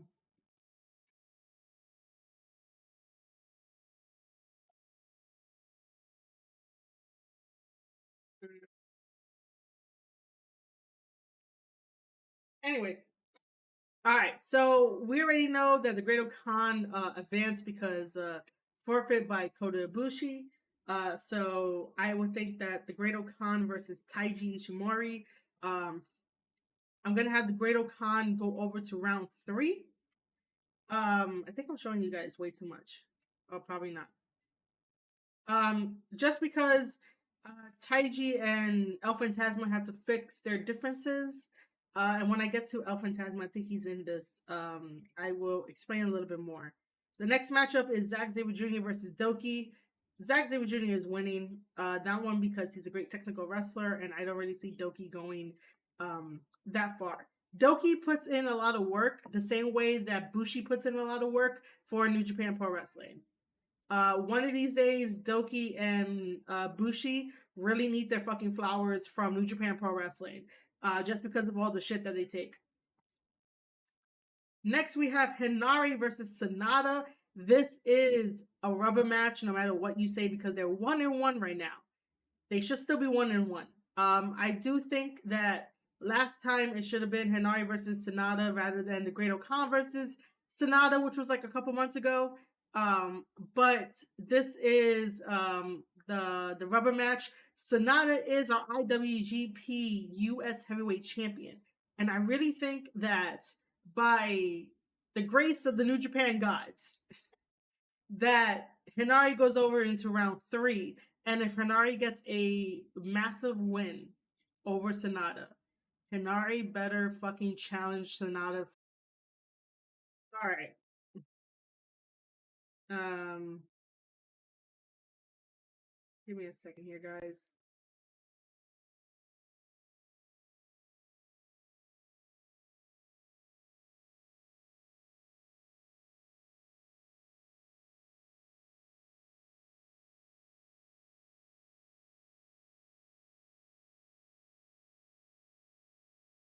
All right. OBS cut off. I'm so sorry. So like I was saying that, I will always push for the guys that, want to improve and put in the work and, may do a little bit of everything in their hustle game to get their name out there as a professional wrestler. And so, I try my best to be like, hey, you guys should, be following Hinari and, supporting him in New Japan Pro Wrestling. And I have, you know, previous podcast episodes where I talk about, his matches and stuff like that. And, he's a very great fit for the United Empire. So, my pick, and this is me just being a fan, I respect Sonata and congratulations again to Sonata for winning his first ever New Japan title. However, Hinari just strikes me as the all around person. And yes, while he is young in his New Japan career, that doesn't mean that, New Japan can't take a chance on him the day that he decides to challenge Sonata for that IWGP United States Heavyweight Championship title. So Hinari moves over to round 3. And the next one is Ospreay versus El Phantasmo. And this one is going to be kind of interesting. El Phantasmo has not been able to use his super kick, which is called sudden death, after he has been exposed that he had a metal plate in there all along, and that was the reason why he was winning all those matches. And because he has been exposed, he doesn't know how to process that or deal with that. So whenever he's in a match with someone else, or it's like a tag team match, he would want to, and he would try to use the sudden death move, which is the super kick, but then chicken out, and then Taiji has to pick up the slack and end up doing his finisher, so that way they can win the match. And Taiji has not been very, very happy about this. And so I think him, meaning El Phantasmo, fighting Ospreay, it might make El Phantasmo pull out a super kick to Ospreay, but he might overthink it and not use it, and then Ospreay will pick up the victory, because Ospreay is very good at taking advantage of, mistakes and things that people make. It makes his job a lot easier. He's very technical, as we know, and he strikes first, and then if he wants to, ask questions later. But Ospreay is back on that chase to get the IWGP World Heavyweight Championship title, but this cup may not be that place for that. He'll get some momentum, but his redemption is probably gonna take a little while longer. But I do think that this is going to be filled with a lot of story, and it's going to be filled with a lot of inner conflict with El Phantasmo's part. So, professional wrestlers out there, even the young aspiring professional wrestlers, if you want to learn how to do good character development where there's layers to everything, you basically study El Phantasmo. You can study every other wrestler. I do have other recommendations, but for the sake of like this story here, El Phantasmo deals with some pretty internal um problems, and the main one is, can he still be as good as he was even though he was exposed? Because we all know how it feels to sort of be exposed, and so like, you know, you have that feeling and you don't know if you're gonna ever be good enough. You don't know if people are really gonna go back and support you because, you know, you've been exposed. And so I just think that his inner conflict story arc right now is fucking fantastic. And you know, this matchup is definitely gonna add some more layers to it, add some more complications to it. Just because, you know, El Phantasmo has to go back in there and think that he's still the best that he is. He's a really good wrestler and everything, and because he joined Bullet Club, of course, Bullet Club tactics means that you cheat and you do weasel things and stuff like that. But this might be a wake up call for El Phantasmo, um, just for another character layer to be added. Because not too long ago, El Phantasmo did let it slip out that he texted Jay about what Jay did, and we still have no other follow up on that. So, you know, that's your first person to really ask and interrogate if you're Tama, if you want answers as to what the fuck is going on. I do think that in this whole Bullet Club storyline, that we are going to get some really juicy stories where after this, El Phantasmo might end up heading to the States and siding with Jay White and siding with whoever Jay has aligned himself with. Just because it will give El Phantasmo a little bit more exposure. And I think that even though El Phantasmo has been saying that he wants to jump into the heavyweight division, and he has yet to really do that. New Japan has not really uh, brought him into that. Uh, if he goes over to the States and teams up with Jay White and getting all of these victories and, you know, gaining all this momentum and showing New Japan that he could do it, you know, he'll make himself be that much more valuable when New Japan gives him the call and be like, all right, cool, we're gonna put you in the heavyweight division and you're gonna go after the title or something like that. So I think that for character wise and character development for El Phantasmo is that after this arc, because he has been exposed with the metal plate here in New Japan Pro Wrestling. But if you bring that over to the States and you ask either a casual fan or a AEW, Impact, and or WWE fan, they might not know the story. So he could start over here in the States as a new slate without the metal plate in his boot, as a new slate over here, because he's going to be introduced to an audience that may not know the story over there in New Japan Pro Wrestling. So I think that will help his character better and just create like another new layer for that. So I hope all that made sense. Yeah, so I think that after his match in the New Japan Cup, it's not going to go as well because he has been tarnished here in New Japan Pro Wrestling. And New Japan Pro Wrestling knows about the storyline. But like I said, if you ask a AEW fan, Impact fan, WWE fan, MLW fan, they may not know the complete story and they may not like be interested or cared about it. So send them over to the States, build him up in the States, have him go around the indie circuit and like fight everybody, defeat everybody, do it the Bullet Club way, but also do not do it the cheating way of Bullet Club if he wants to be taken seriously of being like a heavyweight contender. So his value and worth is going to grow here in the States, and then New Japan Pro Wrestling Management will probably see that and give him a call and be like, hey, we know that you always wanted to like be in the heavyweight division, so why don't you come back over here? We got a spot, we got something for you, and bam, come back over, and he gets to be in the division that he wants to be in. I think that's a very good like character growth, because he has been working hard. Um, he manages to get the tag team gold with Taiji, but you know he wants something more. And if New Japan can trust you to push the company forward by grabbing the tag team titles, the Never titles, the IWGP US title, then you know they could be like, all right, you could be champion one day too because you're able to push the company.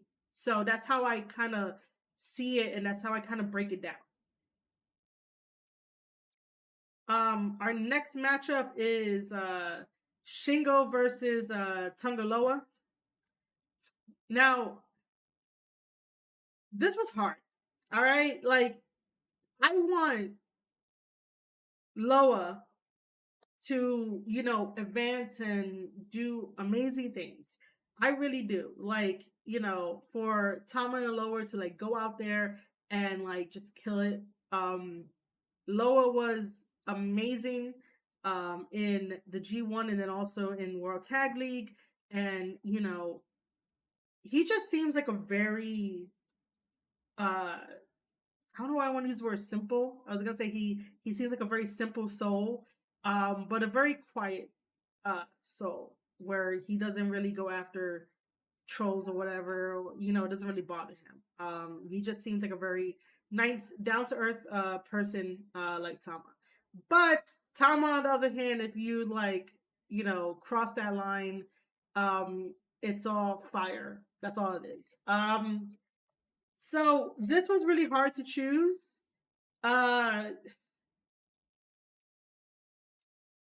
I don't know if like Shingo is fantastic. Loa is fantastic. I would like Loa to, you know, kick it into like third gear to really show off what he can do. And I think that him fighting against Shingo, which these are my picks, will show us that. I just think that Shingo will have that little bit of edge over Loa. And I'll explain why I didn't put Loa in the bracket to go over to the next one. Uh, Next, we have Chase versus Tiger Mask. This is a no brainer. Chase is going to be going over to the next round because, you know, it's Tiger Mask. No disrespect to Tiger Mask, but yeah.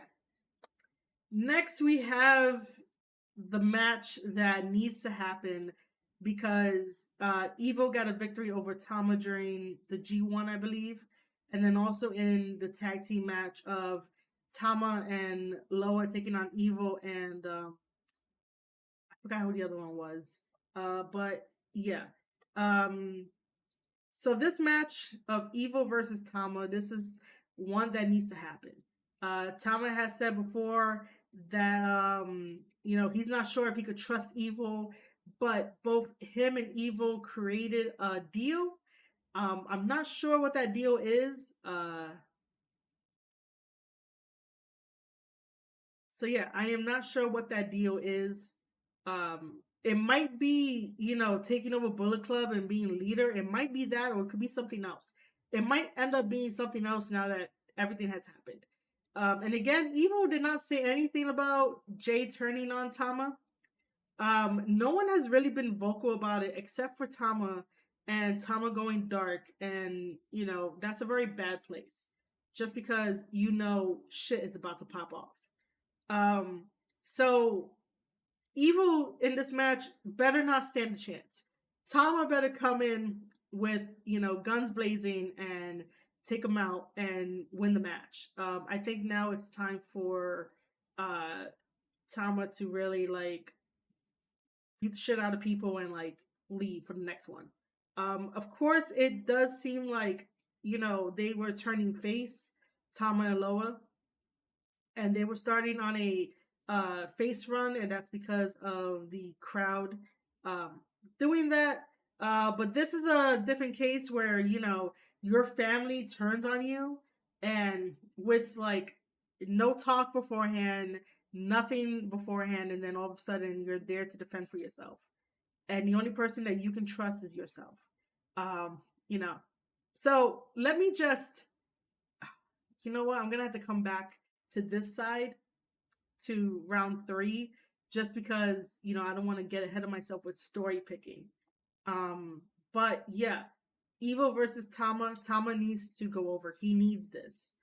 Evo doesn't need it. Next we have Hiromu versus Suzuki. This one was a little difficult to pick. I would like Suzuki to go over, but I just decided to pick Hiromu for the time being. I don't really have like a story for this one. All right, we're going to round three now.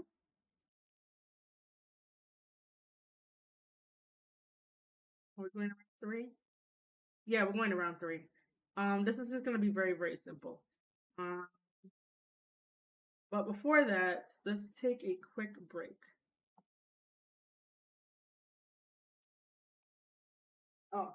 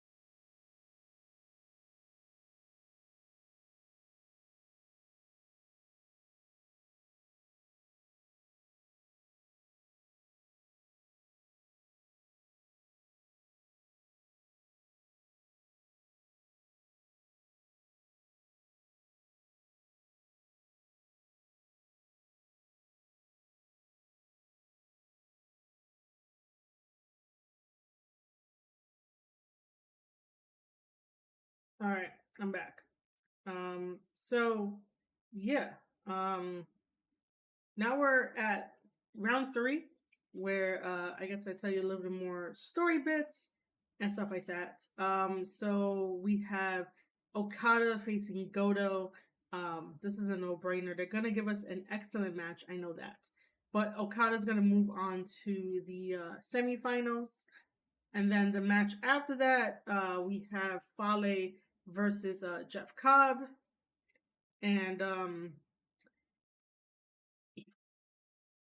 excuse me. This one's gonna be hard hitting. My pick is for Fale to go over, and that's only because of story wise. The biggest, hottest story right now is the Bullet Club drama. There's no other storylines that are popping out. We don't have any distension in um wait, did I use that word right? um I should know if I use that word right.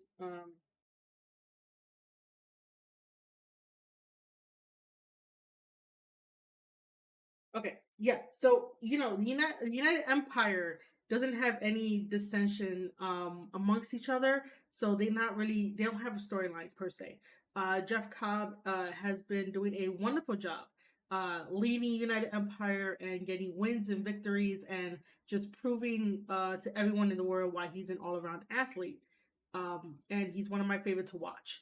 So don't think that by me having Fale go over, this is just for Bullet Club. Like, no, I usually do these things because, I enjoy story. If no other faction is really having story, then like, the hottest thing we're talking about is Bullet Club. We're not talking about United Empire. We're not talking about Chaos. We're not talking about Suzuki Gun. We're not talking about, any other faction that New Japan has. So, we're talking about Bullet Club. We're talking about, Tama to make sure he's okay. We're talking about Jay White. Jay White is doing whatever the fuck he wants because he says it himself that, when you're Jay White, you get to do whatever you want. So this is the hottest topic.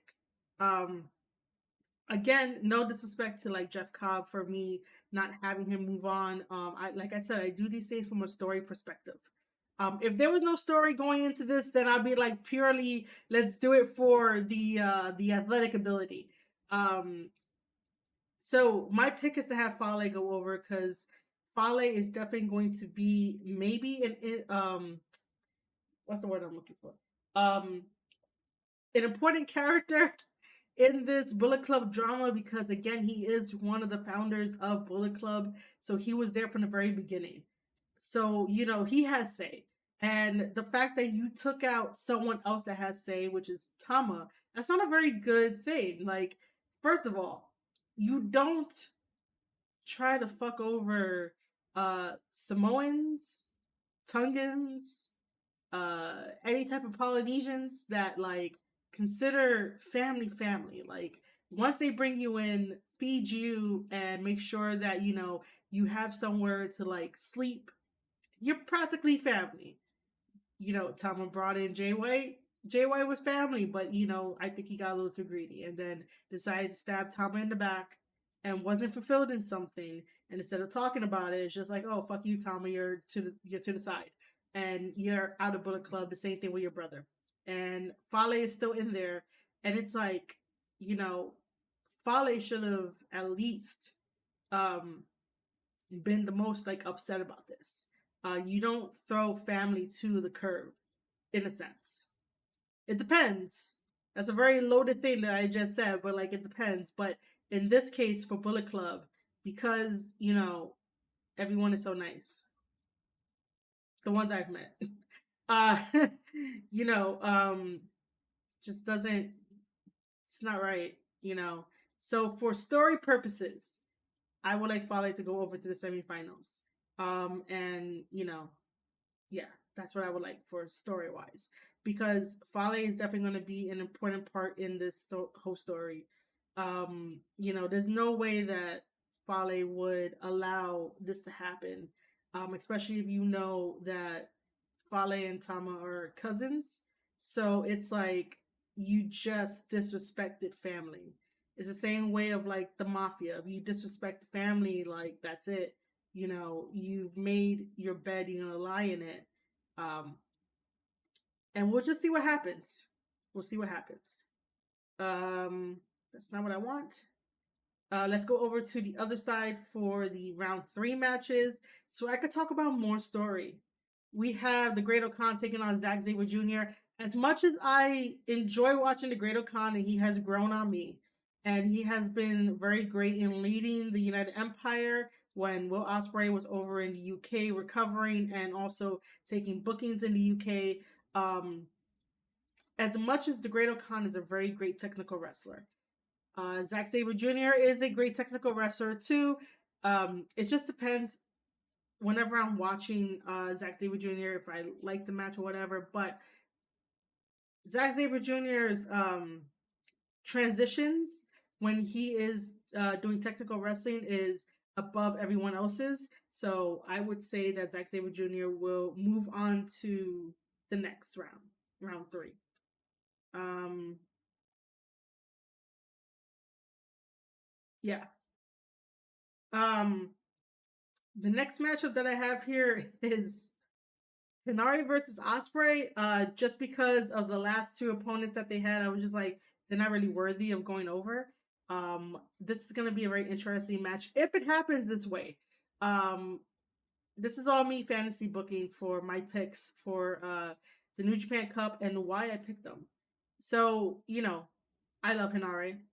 Osprey has won me over because of his maturity and the way that he wrestles now. So this one was a little hard to pick, but like I said, Hinari is still young in his career, but this match would definitely help him expand a little bit more in his knowledge. And unfortunately, I'm gonna have to put Osprey over on this one, but I would really love to see Hinari wrestle guys that are out of his comfort zone.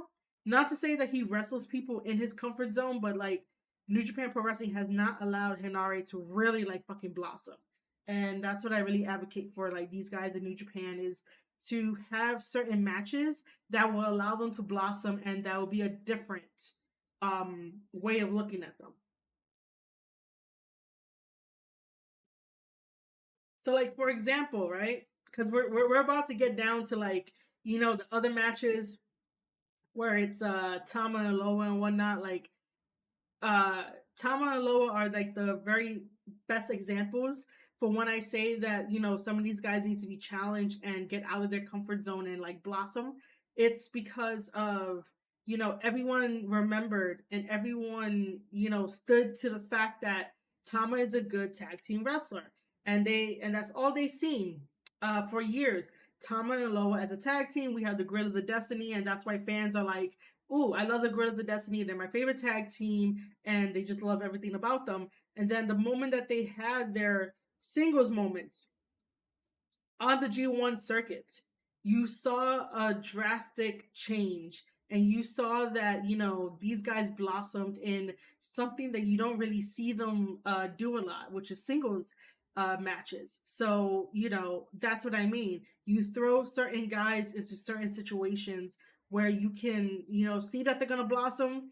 And then if you just throw them in there and then they don't blossom, you're like, all right, cool. You need some time still. But, you know, that's what I mean with like Hinare.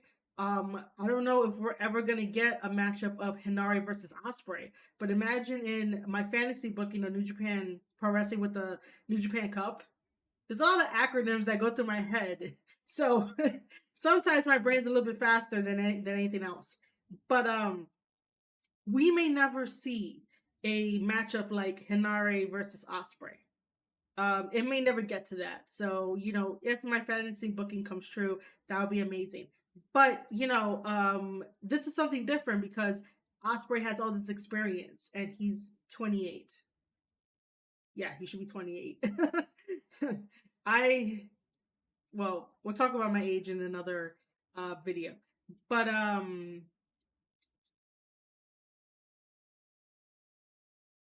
yeah, so anyway, uh, my friends don't know that I'm streaming.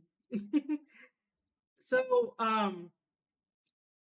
Osprey has all this experience and he's 28 and he like traveled the world and he has that experience. Hinari has experience too. Like I'm never gonna take anything away from this guy. Like he's always fucking improving as well as everyone else. And like I said before, he's a very good fit for United Empire. And he's definitely a good like muscle fit. Um and also a good ass kicker too. So, he'll give Osprey a run for his money. And because he's like really close with Osprey because they're in the team. It's just okay. So the reason why I had that face and the way I said it is because it was just stupid in my head to say that yeah, Hinari's really close with Osprey. Like, all right, but Hinari has definitely like studied and supported Osprey and everything. That's what the United Empire kind of does anyway. So, Hinari will know like some of Osprey's weaknesses, but not everything. But I really do think that Hinari versus Osprey will be a very good matchup. And Hinari will definitely give Osprey a run for his money. But in the end, experience will prevail in this one, and Osprey will go over to the next round. Um,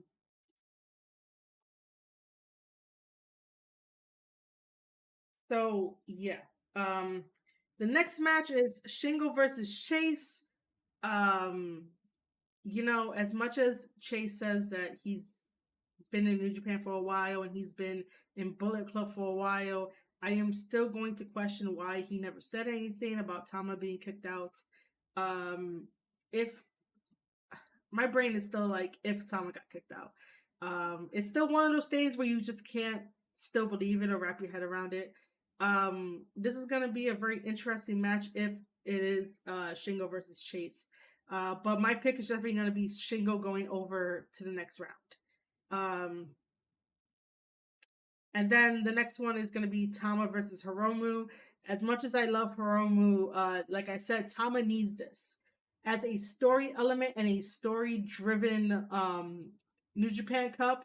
Tama fucking needs this. Um, he showed what he was capable of in the G1. And yeah, he called out JY by saying that, like, you should be here if you want to, talk big and talk your shit. And then he told him to, like, watch, watch the throne. So, Tama's out here putting in the work with New Japan Pro Wrestling by entering into this tournament. And, if he wins this tournament, in my heart of hearts, I think that Tama is going to go all the way and win the New Japan Cup. And if he does, he has the biggest amount of bragging rights to Jay White. So, this is why Tama needs it. Tama needs it for story driven purposes. And now, you know what? Fuck it. We're gonna talk about this story right here because there's a reason why. Now that I think about it, Chase has a victory over Tanahashi, right? They gave him a victory over Tanahashi. Tanahashi is starting to put over certain no, he's not really trying to put over certain Bullet Club guys. He just put over Chase for some reason. Um I'm just thinking back to when Tama has said that Tanahashi gave him the thumbs up for the G1. Um and so all right, so imagine if I did not put Shingo in there and it's Chase versus Tama, right? Like hold on. Can I? No.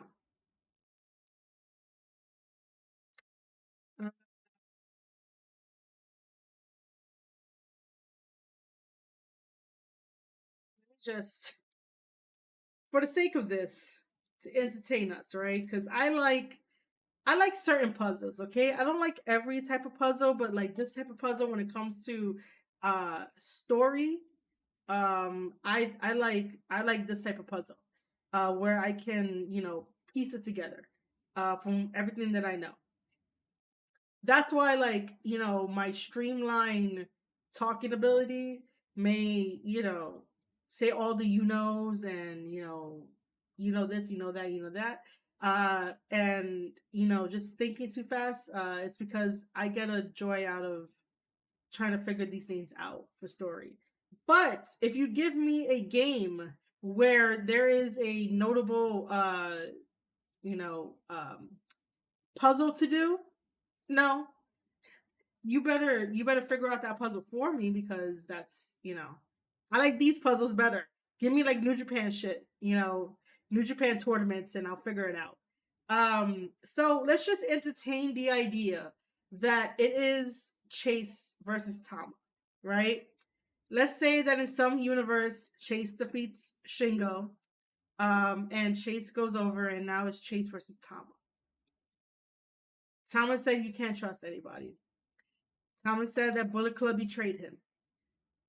There are multiple guys except for G.O.D to be quiet in Bullet Club that did not say anything on social media to help propel the story of this happening. Um, there was no questioning of Jay White. The only thing was that Kenta had come on and said, you know, who should he choose? Like, who should he go with? And he wanted the opinions of fans. And obviously, I was like, you got to choose Tama. But Tama over here is all like, if you have to question it, fuck you too. And I'm like, this guy is burning down every single fucking bridge. Which he has the right to do. He really does. But sometimes you need allies. Um, you know, too bad I'm not a wrestler, so I can't offer myself to be an ally, but this is the closest thing for me to be an ally for Tama and to be on Tama's side. As much as I am a Jay White fan, that's fucked up to do. Um, you know, you don't bite the hand that feeds you, you know? Sure, Jay can get everything that he wants, but he's getting everything that he wants and more because he joined Bullet Club, because Tama brought him in, because he is the number one asset in all of wrestling. So Tama kind of helped out with that for him to get more than what he would have gotten if he would have just stayed with himself. I'm just saying. But if we did have Chase Owens versus Tama, that will be a no-brainer for me for Tama to go over and defeat Chase and go over to the next round. If this did happen, we'll have a fantastic match, but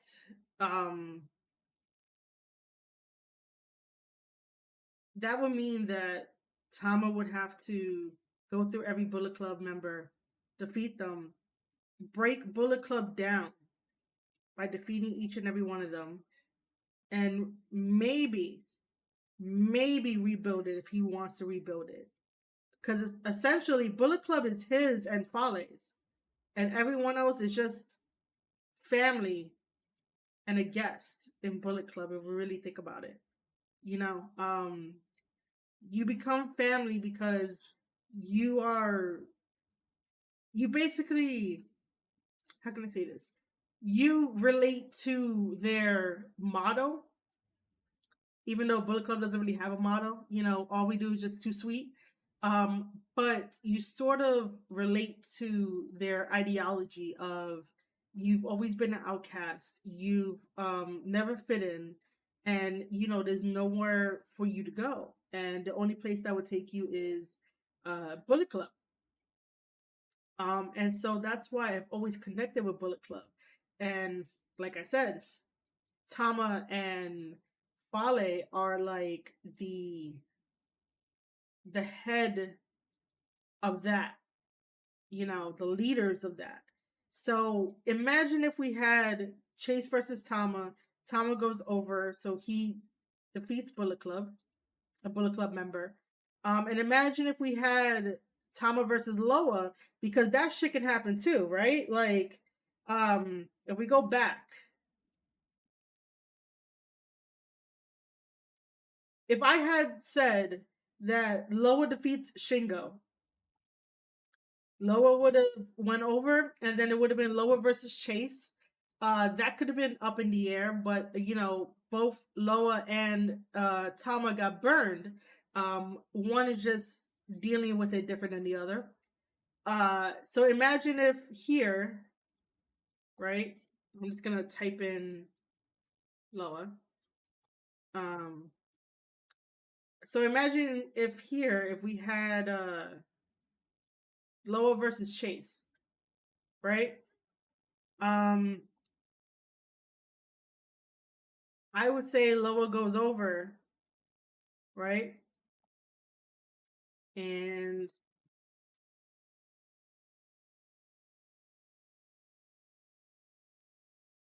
so let me just add that here. Is there a way to the? Oh, interesting. And someone is probably going to tell me that I'm thinking about this too hard, but this is what professional wrestling does, and I'm basically like that meme of Charlie Day trying to figure out everything with the board and stuff. Like that's me, and this is why like I love professional wrestling because I get to make up scenarios and be like, because of story driven, this is what we got to do.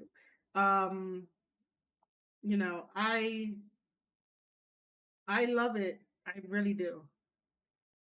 I really love it. So okay, so we're gonna cross out Chase's name there, just because I'm like, here's another scenario of what happens if Loa beat Shingo, and then now we have Loa versus Chase, and then Loa goes over, and now we have Loa versus Tama, and one day in the universe, I really want Tama versus Loa as a singles match with nothing attached to it. If it's for a championship title, that's great. If it's not for a championship title, then that's fine too. But I really enjoy watching both of these guys in the ring, and that's why I would want a one-on-one match. Because they're just really that skilled in wrestling. So um, just imagine if like we had Loa versus Tama in the New Japan Cup. Um, the trickiest thing to pick is who would win. Like I said before, Tama needs this. Tama needs the New Japan Cup more than anyone else in here. Again, no disrespect to anyone else in this thing, but story wise, Tama needs it. Um, I would think that if Loa goes over, if to go over to the finals, um, it'll help out in story, but the one that got burned the most is Tama. Loa got burned too. He got burned by Chris Bay and Doc Gallows, and took a really mean fucking choke slam on the outside. But Tama is ready to set the world ablaze, and I really want to see where this goes. So yeah, either way, however I would have done it for story wise, Tama would still go over no matter who it is. But for our original idea of Tama versus Shingo's gonna be in for a rude awakening when it happens. If it happens this way.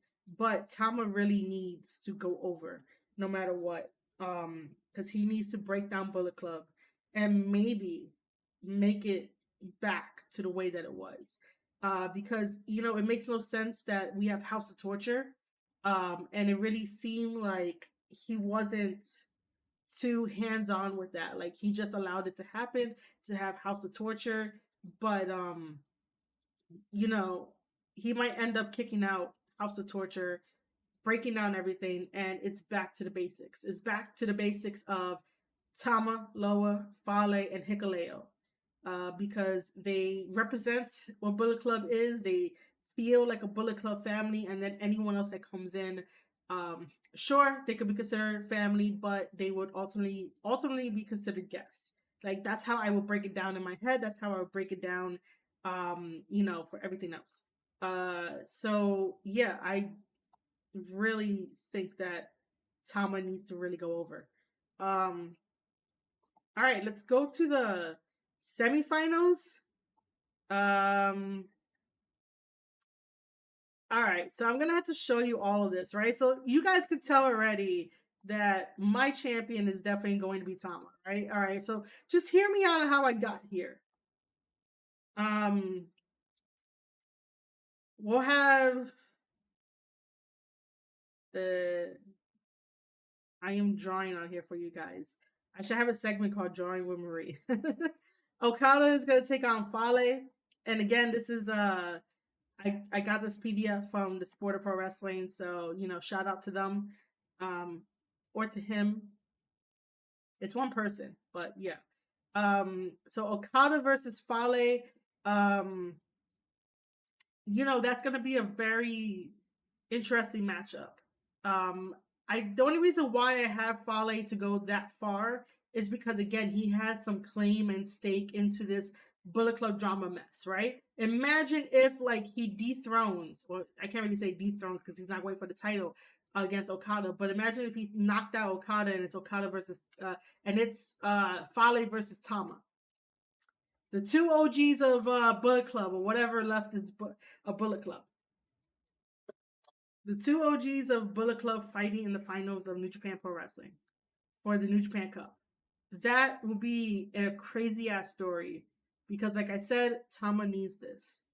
Fale fighting Tama in the finals would definitely boost up the story, and he could definitely test to see if Tama's still there, if Tama can still, carry Bullet Club like how he's been doing.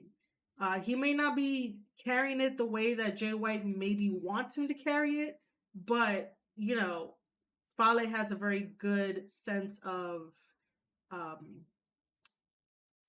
character judgment and just all around judgment on people.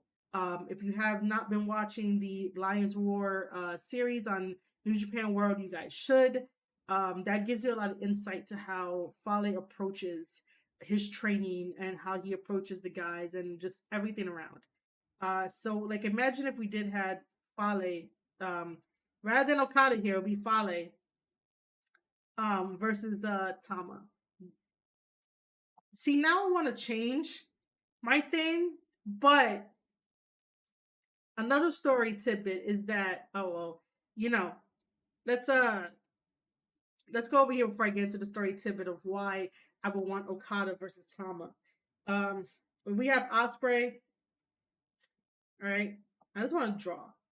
That's all I want to do. I want to draw. We have Ospreay versus Tama. These two will put on the best match ever.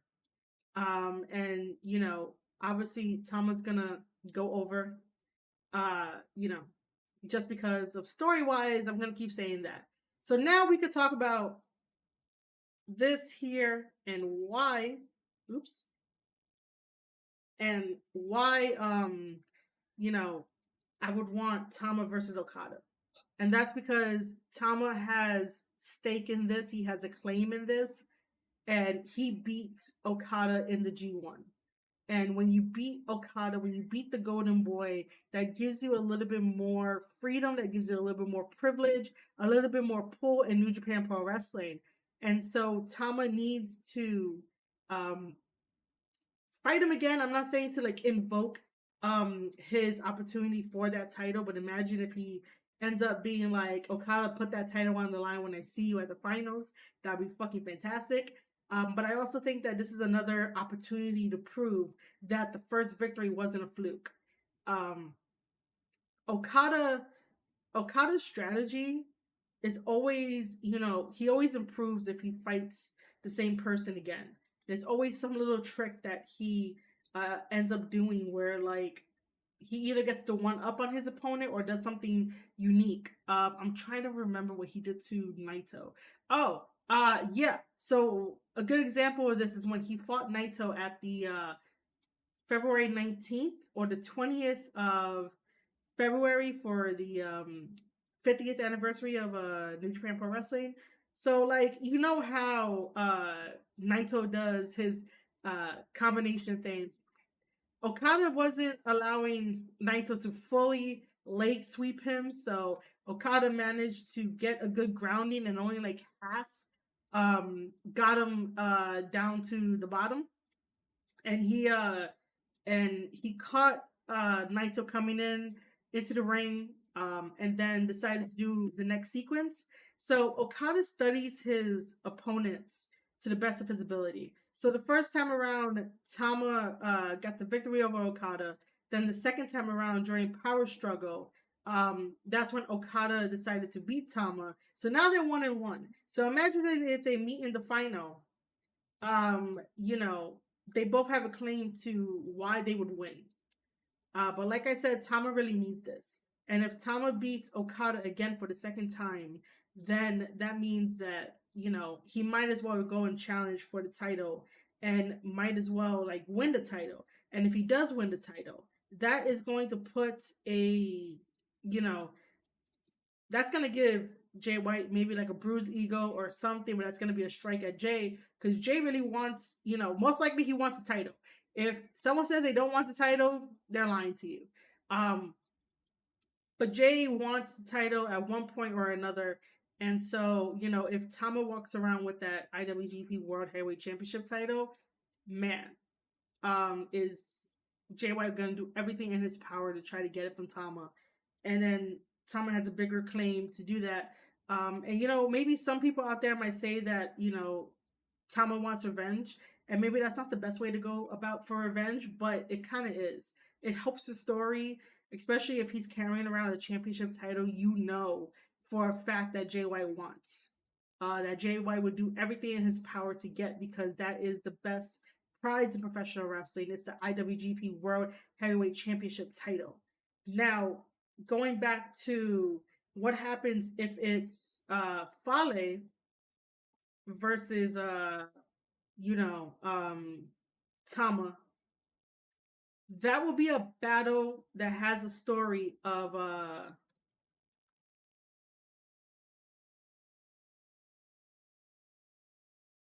that will be a story of Fale making sure that Tama is still in Bullet Club shape, God shape. Like mentally, he's there to carry on a group. That's if everything gets resolved and everything goes back to maybe the way it was. Or they start over and they start building a new reputable Bullet Club where there's not too many people where they can manage it all and everyone basically goes on their own ways. Because sometimes, you know, you might need new people, new faces in order to rep Bullet Club, feel different, feel fresh. That's why I'm not too upset at Chris Bay doing what Chris Bay did, because you know Chris is young and he has great wrestling ability, great storytelling ability.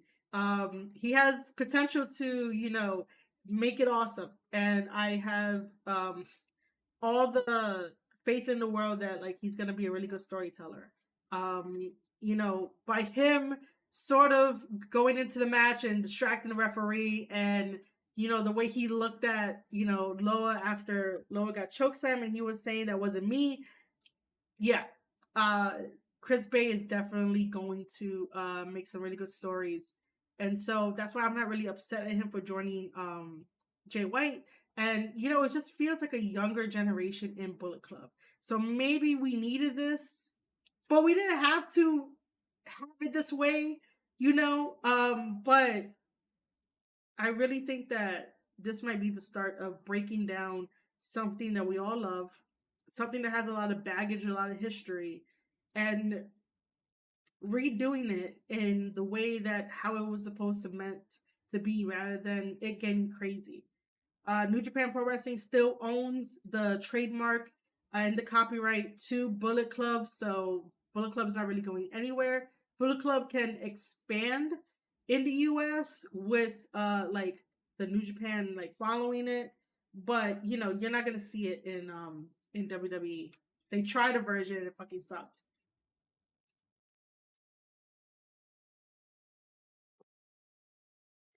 So yeah, um, essentially my pick is definitely Tama going all the way to to New Japan. the New Japan Cup. That is what's going to happen. I do not see anything else. Like I said, this whole entire pick for the New Japan Cup is all fantasy booking. These are my picks. This is why I told you why I picked them. Um, but yeah, Tama needs it more than anybody. I'm still trying to find out ways to tell this story for you guys to understand it deeply and better. Like what I do in my other videos, I was able to tell you the story of Hangman and Kenny. I was able to tell you the story of Switchblade Jay White. I still need to do a podcast episode about Tama versus Okada in the G1. I still have not done that. And that's really bad on my part. Um, but yeah, I really think that the New Japan Cup is going to be Tama's for the taking. Um, and that just might be me being a fangirl and wanting Tama to get revenge on Jay White. I mean, we all do. We all want that because, like I said, you don't bite the hand that feeds you. If anything, if if Jay was feeling some type of way or wanted something, like he could have just talked to any one of them. But like I said, Jay White does Jay White things the same way that Chris Bay does Chris Bay things. But you don't, you know, fuck over somebody that brought you in as family. You just don't do that shit. Um, this is probably going to be the better um, Civil War Bullet Club storyline ever. Just because the first time they did a Civil War between Kenny and Cody, of course, it just had to be about like Cody and shit like that. Like it makes no fucking sense. Um, that one I didn't really like. That one my loyalty was straight to Kenny and the Young Bucks because I liked them better than like Cody and shit like that. So I sided with them easily. But when it came to gonna switch here. When it came to this of who I'm going to pick, if I'm gonna pick Tama, if I'm gonna pick Jay, as much as I support Jay White, my loyalty is always going to be towards Tama, and you know, uh, it was said on Thomas Island last that wherever Thomas Island goes, the Islanders go too, and that is what is going to happen. Uh, Going forward is definitely going to be my loyalty towards Tama, and I'm still going to comment on everything, so don't think I'm not. But wherever the Islanders go, I go to. Wherever Tama wants to go with this, we're gonna have to see and we'll have to go with him. Um, and this is what I mean when wrestling is the best form of entertainment and sports all wrapped into one. This is a story that like you can relate to because you probably had that one friend that when you brought them into your family and gave them everything and helped them out, and maybe you weren't putting in the work as they see how it is, even though you are. One day they go and stab you in the back. Now what the fuck do you do? Right? This is a story that's like relatable, and this is what I mean when I say that I appreciate New Japan Pro Wrestling. I appreciate certain companies and certain wrestlers when they are able to make stories like this feel very relatable to people. And that's why people gravitate towards wrestling and talk about it the way that they do and try to keep it kayfabe, because I really do not care about any personal shit that that has nothing to do with stories. you know um it like I don't really care about personal shit. I care about the story. I care about the characters, because this is an open-ended novella. There is no doubt about that. Like, this is an open-ended novella that puts a smile on my face, makes me forget about the miserable shit that I'm in, for a little bit, and help me be creative and help you guys understand that I can think outside the box when it comes to building stories, explaining why this works with this doesn't work with that. How do we fix this? What can we add to it? Like, I gave you scenarios in here about like, what happens if we did get Fale versus Tama, like how that would play out and what mini story could that be in there. Like I said, Fale has a good way of judging people for like their character, their work ethic, everything that they do because he's done this for so long. Tama on the hand does the same shit too. You know, Tama's a very smart guy. Um, from all the interactions like I've had with him, he's a smart guy.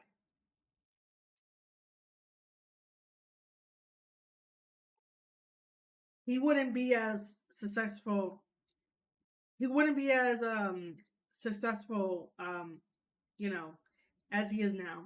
Uh, the way that he listens to people, the way that he picks up on things, just the way that he also moves in the ring and when he fights his opponent. Yeah, he's a very good learner as well. You know, so this is what I love to do. I love breaking down stuff. I love figuring out puzzles, and I love telling you why maybe I may want Okada versus Tama in the finals, and Tama's a champion because in story he needs this, and then I might be like, oh wait a minute, let me go back a couple of steps and what happens if we get Fale versus Tama and tell you a little bit story of what that makes sense. The same way over here where I had to think about it, I was like, oh, what happens if like Loa goes over Shingo and we have Loa versus Chase, and then we have Loa versus Tama, and like what kind of story that would be? Because obviously that's brother versus brother, and one wants to set the world on fire, and the other one, I don't know what he wants to do.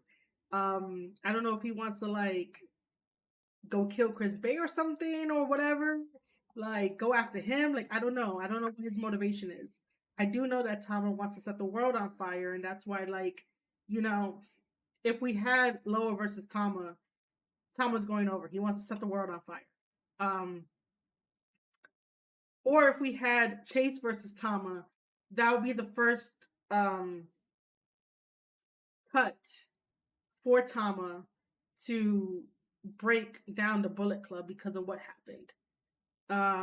Little stories like that. Or the story of how, you know, El Phantasmo, his character growth and what will make his character better and stronger if he came over here and why he came over here. I truly, truly have a passion for this. And I just love that I get to talk about it and I get to, basically tell you guys what I think with no sources, no copy and paste gang, no, none of that. So, yeah, um, I'm probably going to wrap it up here because I don't think I have anything else to say other than we went over the New Japan Cup in depth as to why, I picked these people and all this kind of stuff. Again, credit to Sport of Pro Wrestling. Make sure to follow at the Chris Samsa for this. I don't know if I want to enter into the contest. Maybe I should.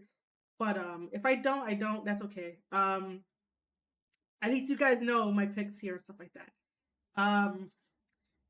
The other thing too is that we did start, early, and I thought that that's because of let me take this out. Um I could just we started earlier because that's not what I want to do. We started earlier because I wanted to do a quick watch along with the new show of Corey and Carmella, but I ran into some not really technical difficulties. It was on Peacock, but then I just got informed by my buddies that apparently it will be on after Raw. I am not gonna be turning on the stream just for that. So we'll figure out ways of how we're gonna do that. I just want to make content. I want to make wrestling content. I want to make sure that I have enough wrestling content to talk about. And that's because, like I said, that's what I love to do. And if you enjoy listening to this, you can always support me at ko-fi.com/Marie_shadows, where you can either give me a one-time, no commitment donation, or you can pick a membership or buy something from the shop or request a commission, whatever you want to do. But again, if you enjoy these breakdowns that I do, then by all means support me there. Um, I showed you the mobile game, which was pretty cool. I really hope New Japan Pro Wrestling and I can have a partnership together where I show you more of the game and stuff like that. Like, I would love that. The other thing too is that we went over New Japan news. Kota Ibushi is not going to be in any of the tournament because he's still not cleared. So unfortunately for that, we went over the New Japan Cup, and then we also talked about how Tama and Loa are no longer part of Bullet Club, as seen on NJPW1972.com. So I had fun. I understand that, everyone is working, so not everyone can, be here with me to watch the stream, but it's okay. We'll plan this better for the next time. Um, but I still wanted to have my promise of me going live anyway, and I went live and we talked about it. Um, so yeah, this is basically me saying that this is going to be the end of the stream. So you guys are going to be watching this, and I'm going to still be talking for a little bit. So yeah, this definitely means the world to me. It really does. And I appreciate each and every one of you guys that either listens to this via anchor.fm/Square Circle Podcast and also on the Rad Rob Radio Network. That means the world to me that you can. If you can also support me on ko-fi.com/Marie_shadows. Any way you can to help out, that's fucking great. I love you guys. Ooh, sorry that my voice broke.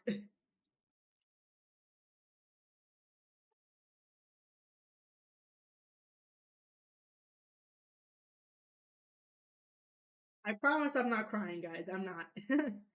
I've just been talking for so long, so my voice eventually breaks.